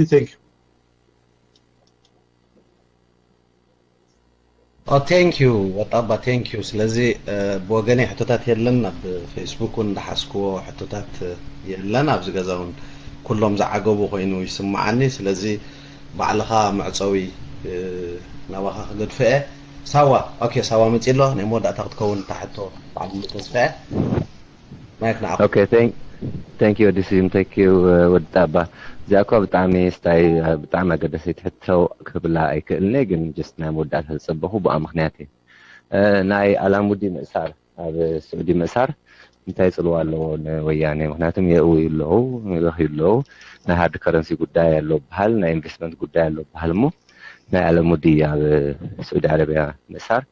እንታይ ጽልዋ ኣለዎ? ቴንክ ዩ أنا بزعج يقرمني ذي على مودي استاتهم شيء على مود عداقي على مودي أفتنا إثيوبيا بوليتيكا رول على اللوت تاريخنا إثيوبيا أنا بوليتيكا يورو إلى يعني حسني يهلو بزي قدس قل إذا قلنا أنا ويانا سبب سلطان صباح بقلت خصهم عيتها ساعتهم سأخله جنزبهم زقمتوا زهدموا بتيناي على مودي حسابي و بمجدناتي زقبرت كله كورابشن على إثيوبيا مالتي كابت برايم مينستر زموتة جمير كاسبيتو كلهم تي كاب حزب إثيوبيان من إثيوبيان دزمتوا جنزب بملو من الباس حيزلهم ديدلو وي اب انفستمنت ديو علو وي كبلقه حصرحم خدم ديغله دحممم نسي بخومي يتجنزب دهدمو صنيحم تهابتنا إثيوبيا خادم صنيحم مالتي هجي ابنا إثيوبيا بوليتيكا صلوا ስለዛሃሎት ሰብአይ በመሳሩ ኢትዮጵያ ናብ ሽግር ክትአትያ ገለ አነዚ ሰልካ ዘይኮን ዘረባይ ግን ብዛዕባናይ አላሙዲ አዝየም ደሰኩፎም ቶም አላሙዲ ገንዘብ ዘሃቡ ካለ አላሙዲ ኣብ ኢትዮጵያ ፖለቲካ ደይኮነስ ፖለቲካውን ክንብሎ ንኽእል ግን ኣብትና ኢትዮጵያ ቁጠባ ኣብ ምውናን መሬት ምግባት መሬት እዚ ብፍላይ ናይ ኣዶላ ናይ ማዕድን ወርቂ ኣብ ምውሳድ ምስ ህዝቢ ኢትዮጵያ ተፈጥሮ ኮምፕሌን ኣሎ او تفتر عملون الله بسنكو اليوم دم امريكا تي هارد كارنس مسان بعلكو قد حتى تقطر حدث سراي نسي سراي معناته لازم ምናልባት ብዙሕ ጊዜ ንሰምዖ ጸናሕና አላሙዲ ኣብ ኢትዮጵያ ዝገብሮ ኢንቨስትመንት ኢና ክንሰምዕ ጸኒሕና ግን አላሙዲ ካብና ኢትዮጵያ ባንክ ተለቀሐ ገንዘብ ከክንደይ ይኸውን ኣይተነገረና ናሎ ግን ክንገረና ምዃኑ ስለንፈልጥ ክንጽበይና እምበር ሰባይ ነተዓደ ሓሊቡ ኣይ ጥራይ ኢንቨስት ገይሩ ዘይኮነስ ከምዚ ብጨበጥ ኣዝበሃል ንሻለካ ነቲ ባንክ ጓሕጉሕዎ ይኽብል ይደፍረ ግን ሙሉ በሙሉ ክንሰምዖ ኢና ምክንያቱ የወደቀ ዛፍ ምሳር ይበዛበታል ብሎ አቦታቶም ቶም አምሓራ ዝወደቀ ገረብሲ ምሳር በዝሖ እንዲዩ ክንሪና ቀረባቶም ሕጂ እንተ አላሙዲ ዊጡ ዝብሉ ዘለው ግን ኣነ እንታይ ድብሎ ንአላሙዲ ዝኡድ ወሰባት እዮም ኩሎም بخماي كوم مثل تلكاني برد كومي مغنياتو سالساي كبل زي بصحنا ويان جنرال اب سويس كقمط ايكلني بانكي بمجد علامودي يغبرو ስለዚህ አላሙዲ ናይ ስርቂ ናይ ኮራፕሽን ድልድል ይነሩ ኢትዮጵያ ማለት ነው ሶ ኮንቲኒዩስሊ ድመጽ መግለጽታት አሎ ኩነታት አሎ ክትሪው ወይኩም ስለዚህ ቀንድ ተሓታት ሰባይ ከም ዓቢ ፕሮጀክት ነሩ ወኮም ይሰርሕ ነሩ ማለት ነው ክንደይ ቢሊዮን ገንዘብ ብር ይወስዱ ካብ ናይ ኢትዮጵያ ባንኩን ብዙ ተታጻለቱ ውሽጥ ሀገራት ጅግን ይፍታዕ ደኸውን መጽ ደኸውን ገለ ተባሂሉ ሲሚድሮክ ኢትዮጵያ ድባል ንባዕሉ ፈጢጦት ማለት ዳይሬክተር ማናጀር ክዛረብ ከሎ ዳይሬክተር ጀነራል ናቶም ክዛረብ ከሎ ናይ ፍርሕ ነገር ይነር ከሎ ሶ ክንሪና ቀጻሊ አመጨረሻ ንኹሉ አይጣመን ይድብል ስለዚህ ያ ናይ መጨረሻ حتى ተኾይና ኩልኩም ኣብ ፌስቡክ ዝነበርኩም ቴንክ ዩ አፓል ሩም ዘለኹም ካኒ ስለተሳትፎ ቀነልና ናይ ኩልና ናይ ሓባር ስራሒ ናይ ውልቀ ሰብ ኣይኮነን ኔክስት ዊክ ሰንበት ይራኸበና ቴንክ ዩ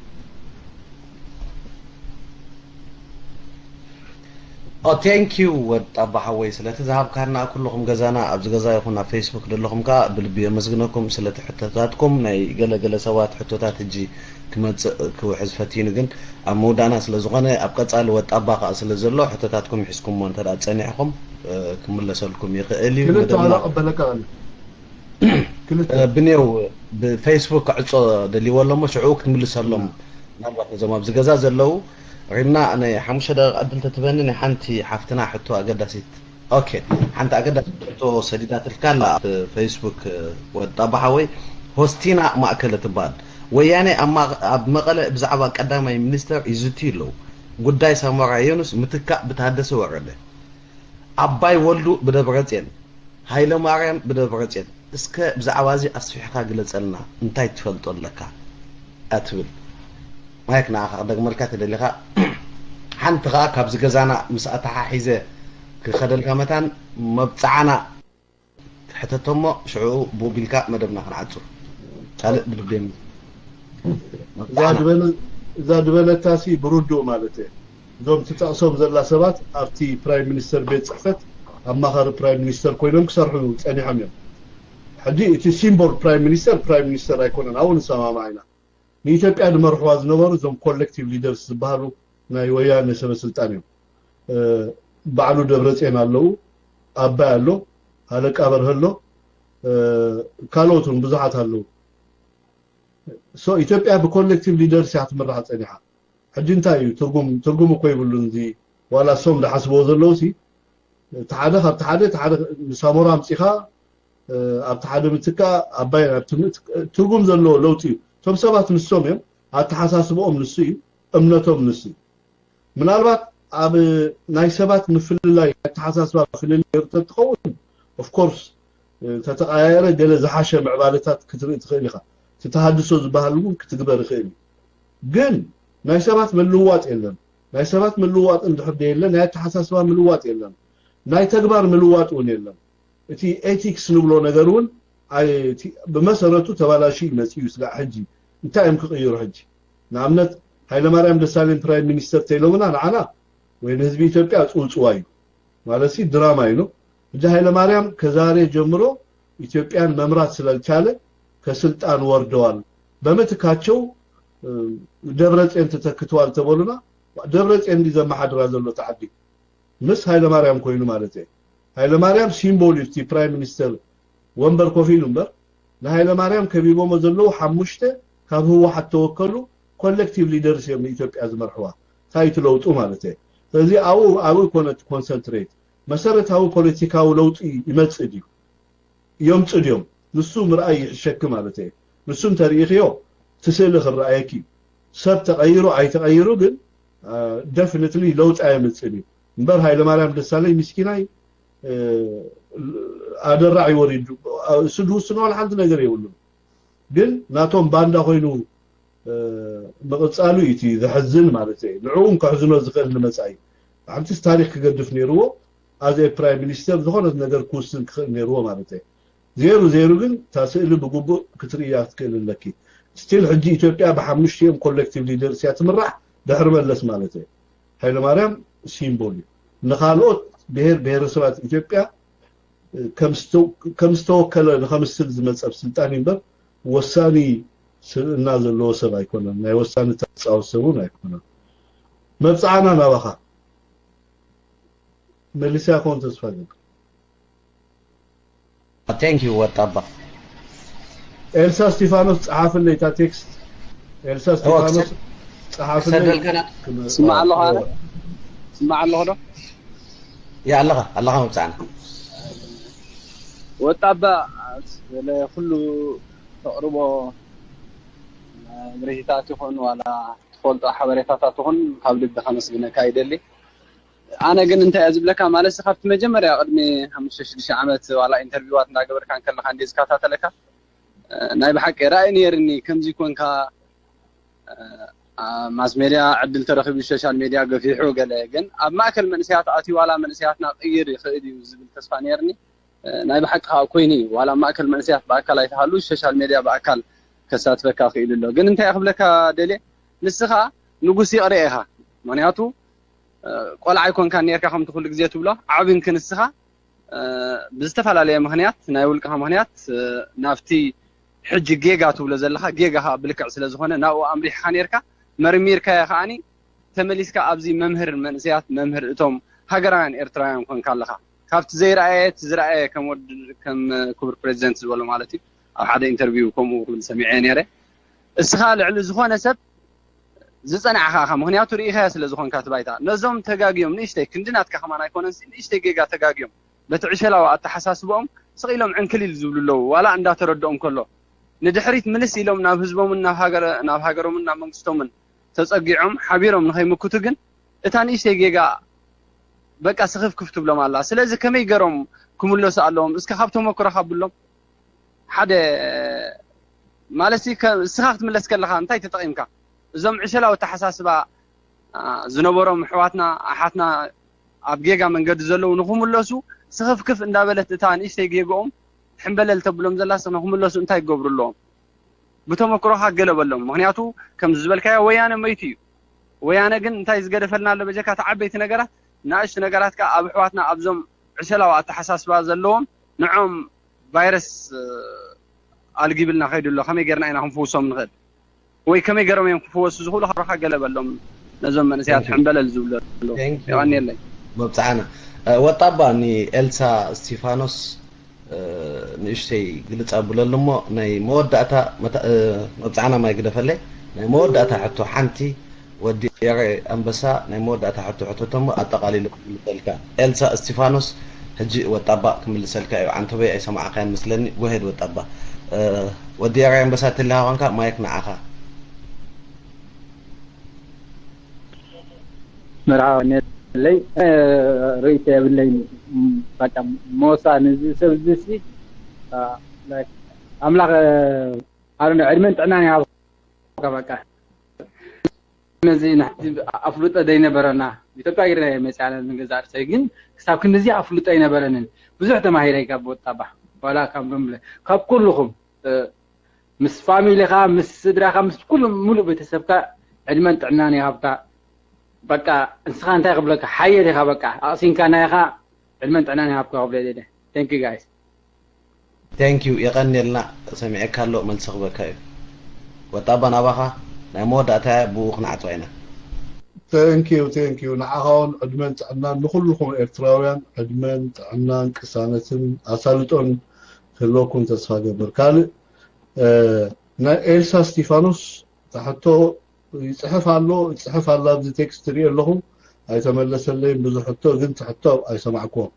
نا اذا حاولنا نشات طبعا وطبعا بكى عن هو نايزي منشات نايك سوداناوي الشيخ يا تحطو جي ابزمت بزعب صنيعنا قليل كمسلني سنبت عايش و دي ابزحات غيزي تخبكب كينبلو بوبو مردات عايزنا مرتعطات حيزنا أفنا ملينا خنزارب تتحاتتنا أنا ملس مالتي لحقينا حفر so إلسا ستيفانوس سردين اللي تحتقي next week قلت أرانا تخل دفاقي فينا متينا نعلل قال أبزا من إسيات تايتولوبي إذا إفترات بهذا الهدر وانا تاتازون من إسياتهم إذا إفترات بالهدر وانا تاتا من إسياتهم زوم من إسياتهم أدحينهم هذا إفترات مالي نباشاول عواليهم قلت بهايلهم ببعض من الزيناوي زي تقدم متقعتي تقور لهم زوم من إسياتهم نسهم يوم بلا أبركم ذا تنفسوا مع أنت أريكوت أروه تاونتي برت عاتيقهم قنبارات متيهم حادنتهم اللو آلاوينة عكيبهم اتزي سقر أبابا سقيرهم اتزي تأور أبابا تتأويرهم إرترا نخدكون دقور زوم من إسيات دياتهم يوم العليهم زبط حايل لهذا الرياض نعاي العليهم كتبت حني ترينا افي مني الزرب العزوم هصانا دياتهم العزوم من سياس ديوم تبصحهم هاجر يلان ስለዚህ ከምዚ ከስዕደ ጉራጉራ ዝበሃል መንእስያት ስለ ዝኾኑ ክህወ ክኽእሉ መንእስያት ስለ ዝኾኑ ዲሞክራሲ ዝበሃል ከም ሓሳብ ኩሉ ሰብ ይዘጣቕዐሉ ግን ክትግብሮ ይክእልን ዲሞክራሲ ንብሎ ኣምርሲ ኩሉ ሰብ ይደልዩ ኩሉ ካኽረኽቦ ይክእልኒ ስለምንታይ زعلنا بتصقم توطيرا امواطر سلتنبر مسرح كامخانو نوح غزي دوسد بروسس سلدخونه دخام صعاري مسواتነት كدلي نوعت ديمقراسي اكسرسايز كتغبرو طراي بزح علو نت ديمقراسي زبحال تحساسبان تكالات ناي ديمقراسين كالوتن كتفطر تهاج بزح مسواتن دخامن صعارن يزدليكا ስለዚህ ነዛ አምር ዚያ ከም አምር ወሲዶም ጥራይ ከም መሸቀጢ ክትቆምሎም ጸንሑ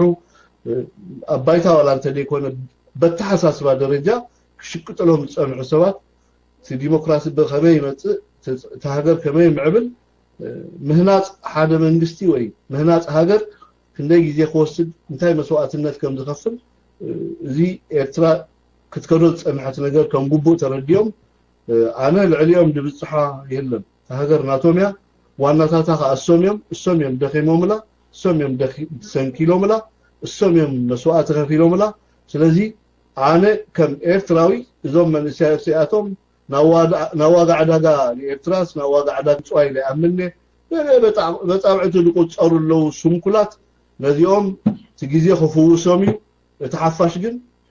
ኣብ ሓድነት ኣብ ኤርትራውነቱም ከም ዝቅጽል የዳአምን እቶም بقلت نزي ألوتاوي مرسي كيهبو قرب كمزي فرحكوا يقولون يجن لاي كسات كامل دفاع عينت أجمع زجاج مم دبل كامل تبعتي وصاني كاب تزغبرو جيجا تزغبرو صبق سلدبزح I hope إكتراها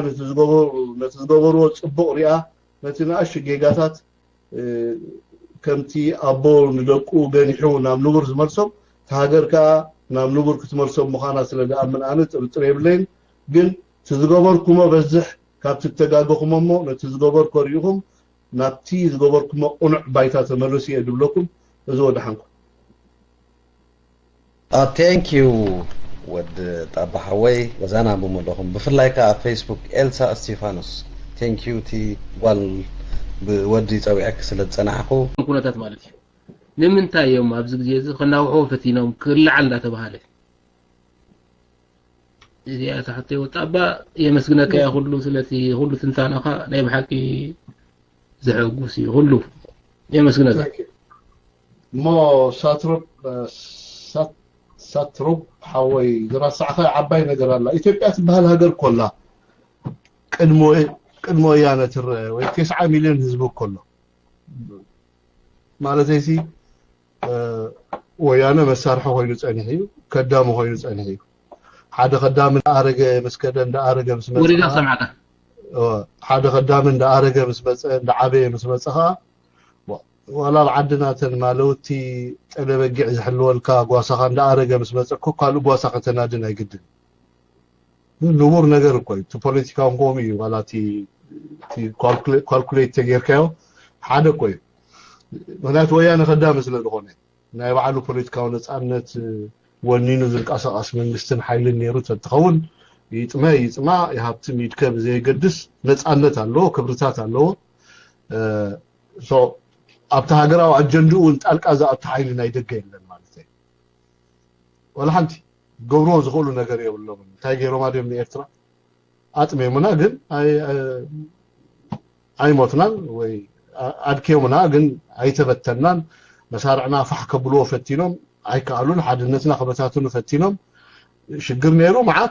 ማዓት ወላ ሓንቲ ባን እኮ ሲኢና ሓንቲ ባንስ በኹፖም ከም ኸውን ገይሮ ማ አከ አነ ሁሉ ጊዜ ምሽ ነግረኩም ወላ ዛ ገስረት የመን ድብሎ አጅብ ሽግር ወዲቃ ዘላ ሀገር በዝናይ ሰንዓ ፎረም እኮ እታ ኣብ የመን ተሰራح ነገርኩም ያነ ጆክ ይመስለኩም ኣብ የመን ሰሓንቲ ነገር ተሰራح ነይራ ኤርትራ ተኣቱ ኣብ ወለት ትበሃል ብሽኮቲ ንሳ ኸይተኣቱ ሲ ኣይ ምእታው ኮይኑሲ صالح علي صالح منش صالح زي علي صالح عبد الله صالح ولا من دولت بريزيدنت نا يمن مش ملس كوينهم زي معقم زي اسمه ኤርትራ ገይሮም ላ زي بريزيدنت ኢሳያስ አፈወርቂ አሜሪካ ተحرቆ ብዙሕ ነገር ይተሰሪሑ ማለት ነው ካል ወላ زي አልበሽር ዝብሎ ሰብ አይገነ ብዙሕ ሽግር حليفنا ኢና ግን አይ ፈረስና እንኮ دي تديم ፍራስና አይኮ ተዓወት እንበር አቋሲሎምና እንኮ بزيك العالم ማለት ዝለመድና ይስይና ይኻል ይትረፍ ደፎቲ ፖለቲካ ዓዮ ገዛ ንብሎ ገለገለ ሃገራዊ ህንፀት ንብሎ ሎሚ ሳበይን በጻሕና ኢልና በዓልና ደማሚርና በዓይንና ንስእላ ኤርትራ ቅድሚ 15 ዓመት ታይ መኾነት ሕጂ ከንታይ መኾነት ንብሎ እዚ ሁሉ ገዲፍካስ ብውሕዱ ህዝብና እኮ ኣብ መዓልቲ 3 ግዜ ከይበልዕሲ ተጻቢኦምና እዚ ክጠምቆ ክስደድ ፋሕፋሕ ክትብል እዚ ኢሳያስን ብጾቱን ኣብታ ቤተ መንግስት ክትርፍ በትሪ ገይሮም ደርዕ ኣቢሎም መንግስቱ ቀይሩ ካልኩሌሽን ንሲ ካሉ ወላ ሓንቲ ይብሉን እዚ ሕጂ ብቀሊል ካልኩሌት ትገብረዶ ከም መንግስትን ከም ሃገርን ክትሓስቦ ከለኻ እቲ ካልኩሌሽን ኮሚ ይድመጽ ኣባይታ ክወርድ ኮን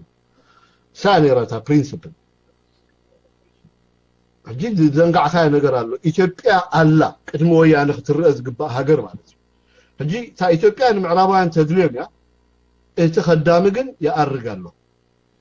يمسمش الله يبسمس الله يجنن له يتفع الله لا يرداها تبايلو بقول له حزب ኢትዮጵያ ስለዚህ እታተድለም ኢትዮጵያ ከይስእንዋ ሓስብለዎም ተኸዳምኻ ናይ ክድምና ግዜ ይወዲዩ ካልኦት ከደም ተኸናዲስ ናይ ግድም ኣብዚ መድረኽ እዚ ኢና ዘለና ሓጂ ትንታኔ ተረዲእካ ተኾይኑ ሳትረም ማለት እዩ ሕጂ ከምዚ ናይ ውሽጢር ገለ ይኮነን ትዘረባ ብርድኡ ማለት እዩ ኮሚ ኣመል ናይቶም ምዕራባውያን ንሱ እዩ ናይ ዚ ኸዳም ከዓ ተግባሩ ከዓ ንሱ እዩ ስለዚህ እዚ خدام خير كم زلو تسامعنا ግን من يحج نعو مسيل زخدم حيل له والله من اكله لا يلن ግን نعو مسل بخمي مسوخ نسامع نخل እዚ ግዜ ዝወስድ ነገር እዩ ስለዚህ ኣብዚ ናይ ግዜ መቃን እዚ ኤርትራ ካብ ልዕሊ ኢትዮጵያ እንታይ ጽልዋሎ ኣብዚ ብዓቢ ዝሪእዎ ነገር እዩ ማለት እዩ ስለዚህ ኢትዮጵያ ኤርትራ ዝማዕቀብ ዝን ተልዒልና ኣላ ሕጂ ኢትዮጵያ ዘሎ ጉዳይ ካብ ቁጽጽርና ወጻእ ክኸውን እዩ ሶ ሓደ ነገር ንግበር ብምክንያት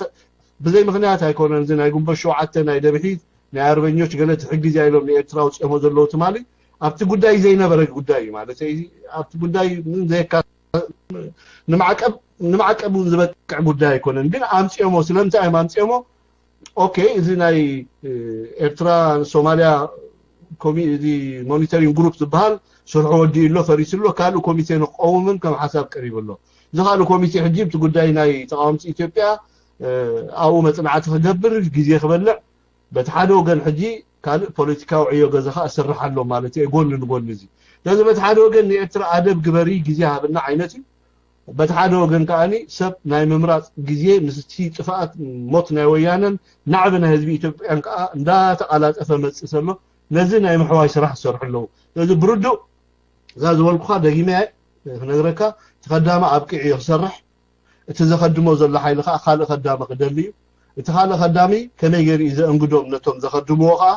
او ناين كان هابان غدالو كاين رسع حنت ነገር عباي نصبላ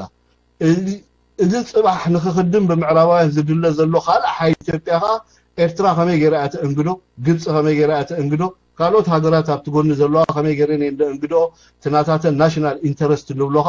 አቡ ኢንፑት ኣለዎ ስለዚህ ነዚ አታሪካ ድመጽ ኃይሊ ንለውጥ ከም ዝመጽ ሩዱእ ነገር እዩ ሶ አው ይደሎት ስራሕ እምበር ናይ ወያነ ጉዳይ አብቅዒ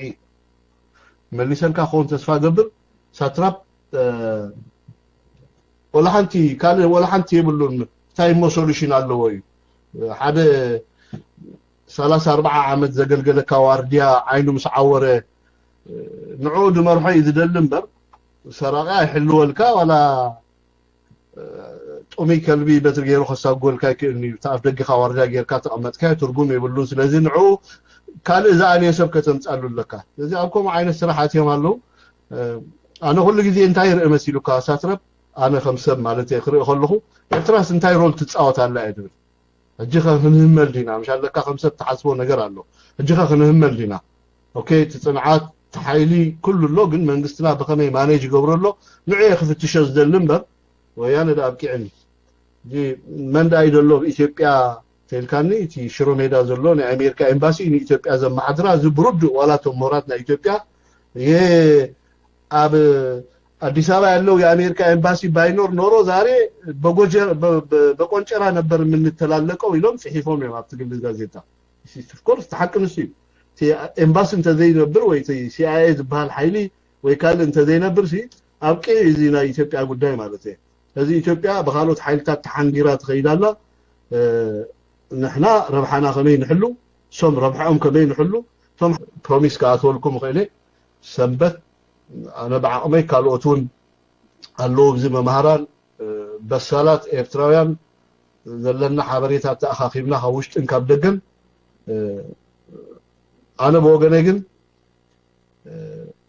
እንታይ ትብል ተልኩምኒ አብዛ ዘላታ መድረኽ ኮይነ خريا ከለኹ ካውሽጣውን ደጋውን ውሽጣው ከለኹ ካብ ደቀ ሃገር ደጋው ከለኹ ani ካብ ባዕዳውያን ነዛ ንሽተይ ግን ኣዝያ ኤሌመንተሪ ዝኾነት ጉዳይ ነናይ ባዕላቶም ፖለቲካዊ አጀንዳ ሂቦም ንረሕቦም ክቃለሱላ ዝጓዩ ደለው ይመስለኒ ሳት ዘለና ሓበሬታ ማለት እዩ ቅድሚ ዝኣገረ ኣብኡ ቅድሚ ምላስና ግን ንሰንበት የራኽበና የሓይሽ ዶ ኣብ ፌስቡክ ዘለኹም ዋላ ዘለኹም ኮመንት ተገበርና ሓይሽ thank you ነዚያም ኢዶማል ኢሎም ደለውን ክልተ ሕቶን ኣለዋ ከመይ ያለካ ዲ ግዜ ኮርስ ኣለዎ okay thank you ሳዋ ዲካ ስለ ጽናኻን ኣኻኽበካሞ ቅድም ናይ ገዛና ሕቶ ጎት ሳዋ ማይክ ናኻ ሳዋ ማይክ ናኻ ቀይሕ ይብልካ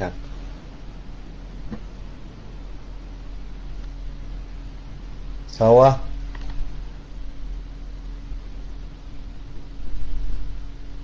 لخا تخونكا قيح يبلكان مايك نعخا سبعان انت لخا زين اقتل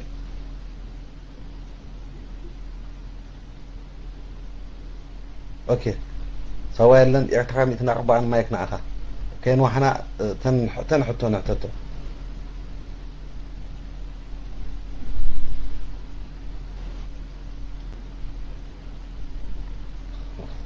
كلنا اللي مثلا ستعب سامي خامس لاني ما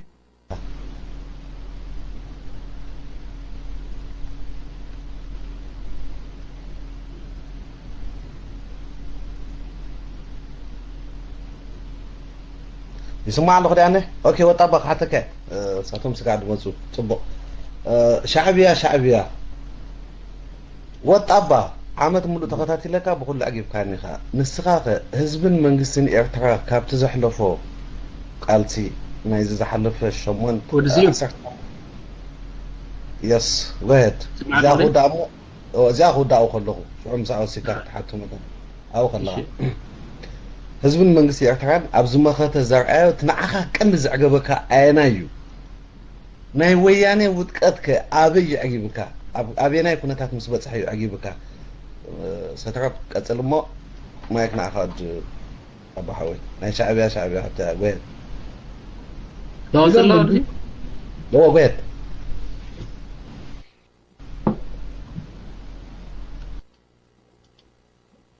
سمعنا الله طبعا yes of course اوكي زي حجي اخي باس تقبر زي نافنا مالتي والتسحين شعتن تقبر اقدا حجي خاينا ناو حملو نعم نعنا والحنت تصقم يقولوا نصاو رينا ايرتراويان تصقم يقولون حجي انت تحطينات دي بحصاره اقدا منوحن تنفاس ويانن مالتي نزلوا بريزيدنت إساس أفوركي أب كل التشح تقولي بنتصور ولا كل كونتات عجامامرا نايتي كوينات نابكال قصو أرسو كانوا كونتات مخان ولا أنت جلس أن إحنا جن كابتي نايدو بحطه خنوات عند لنا سويت نير مبجس كوينات كأو خنوات عند لنا نابكال خنهوت عند لنا إذا كمان تزاري ونيري سلازي مبجس كوينات قداي دوب سلاز نبرة بوخ دم كأسلاز حقاونت لبيسو تي اواج ناي كوينات كاني كلس لزلو قدايما قدامنت نسو مخانو بوخ المصع لنامبر تي كم زدبل كايو دحر نايتي ناي بعد ما خلت قالو قداي مخانو تقداي جليس كاي لغا كلو نردوينا تقولنا منشن دو بوخ نودس لزدلنا يقريتا بت قداي تجن بلك حود مسزمت سرعت دي ولا مسويا ناي إرترا موداتو بوء خون سلازلوي بركب تقينات بوء سلتجمره بوء دحرايت ناي كحسات ناي كال قلمره خمس خير ولا مخنياتات مبقسي فينات السوق وينو كال مخنيات نيرو انتقونه او يكون لكن هو تزلنا مبقسينا تي خصايص لازخونه ناي بعد مخنياتات بخمي تري زول قنعو قنه تري لي يقن لي وما اذا عم نصور الحديثي انا سخان تاي نبل كان انا سخان نعلو خلا ابستي ግን ድምጽይ ጥማ አለ ዲዩ ወድሲው يا صبغ الله اوكي جس عدن سخان تاي نعلل نحنا تاي نعلل كالارستي مش منقسنا تاي نعلل وين تاي ريتوتات نسمع كالارستي جنرال جن اب كونسبت مصينا انت رينايو حجيت حتى ايثيوبياويان صراح سلطان دمصص ناي با دمو غداي انتاي غوبري يلكن بحقاو منقد ودا بتودي ودلو غداي كابت حاده نحنا ناشونال انترست حلينا هنا غداي ايثيوبيا انغدو لك خلوكو بردو مالتي انا ابتي انديسيل اتس كلا لك زارب ايكيلني ግን حاده ኤርትራ ትገብሮ ዝግባእ ነገር ናታ ሃገራዊ ረብሓ ጂታይ ሃገራዊ ረብሓ ኢንክሉድ ባድመ ጸጥታ ከባቢያዊ ንግዳዊ ዲፕሎማሲያዊ ፖለቲካዊ ነፃነታ ሉዓላዊነታ ክብርታት እዚኦም ኩሎም ኣብ ግምት ዘእዩ ኢትዮጵያዊ ሓይሊ ዝምድና ትገብር ሶ በሆሞን ተዳሪኻ ጸገም ይብሉንሱ ግን ኣነ ከም ክሌም ኣይገብሩን እዮም ቶም ኢትዮጵያውያን ክገብሩ ዝብሉን እምነት የብለይ ተረዲኻ ኣለኻ ኢትዮጵያውያን ክሌም ክገብሩ ዝብል እምነት የብለይ ክሌም ዝገብር ተኾነ ስርዓት እዚ እዚ ከዓ ንዕድመ መናውሒሉ ዘምፅእ ምክንያቱ ዘይተወደአ ዕዮ ገዛ ኣለዎ ወያነ ዝተወዘፈ ማለት ክውዳእ እኽእል ክእልን ሱ ብዙሕ ተዛሪምናሉ ኢና ናይ ትግራይ ከም ሃገር መቋን ንብሎ ግን ኣይወደኦን ወያነ ክውድኦ ግን ድሌት ኣለዎ ምክንያቱ እሳ ተዋፅኦ እሳ ታናይ መጨረሻ ምዕራፍ ናይ ተጋሩ ትኸውን ከም ተጋሩን ክቕፅሉላ ዝኽእሉ ኣፍ ልቦም ነፊሖም ክሳዶም ዶ ኣቢሎም አንቃዕሪሮም ከም ሰብ ኣብቲ ከባቢ ተፅዕኖ ፈጠርቲ ኮይኖም ክኸዱ ዘኽእሎም ትግራይ ትበሃል ክፈጥሩዋ ክእልሎም እዚኣ ደይተወደት ዕዮ ገዛ ኣላቶም ስለዚ ነዚኣ ክውድኡ ክብሉ እዮም ናይ ባድመ ጉዳይ ምስ ተፈታዊኦም ኣብ ፀገም ኣትዮም እዚ ርዱእ ነገር እዩ ማለት እዩ ካልእ ዝመፅእ ሓይሊ ግን ኣብ ናይ ባድመ ጉዳይ ፕሪኮንዲሽን እውን ከቕርብ ኣይክእልን እዩ ዝኾነ ይኹን ቅድመ ኩነት የብሉን ምክንያቱ ሓደ ብቤት ፍርዲ ተወድኦ ጉዳይ ካልኣይ ከምቲ ኤርትራ ከም ብፖሊሲ ደረጃ ድሓዘቶ ኣብኦም ከኣምኑ ዘለዎም ቶም ኣብ ስልጣን ዝመፁ ሓይልታት ናይ ኢትዮጵያ ማለት እዩ ተረዲኻ ምን ክትከውን ተስፋ ገብር እዚ ናይ ምግባር ዓቕምና ከኣኒ ክዓቢ ክእል ኣለዎ ተፅዕኖ ፈጠርቲ ክንከውን ክንክእል ኣለና ተሓይልካ ምውፃእ ማለት ኣብቲ ከባቢ ተፅዕኖ ፈጣሪ ትኸውን ነቲ ከባቢ ከቀይርካ ዝኽእል ብኩሉ መልክዑ ዓቕሚ ክትውንን ክትክእል ኣለካ እዚ እንተደኣ ጨቢጣቶላ ኤርትራ እዚ ሕጂ ደሰክፋካ ዘሎሲ ቅድሚ ስልጣን ምምፅኦም ዝውዳእ ጉዳይ እዩ ማለት እዩ ቅድሚ ኣብ ስልጣን ምምፅኦም ዝውዳእ ጉዳይ እዩ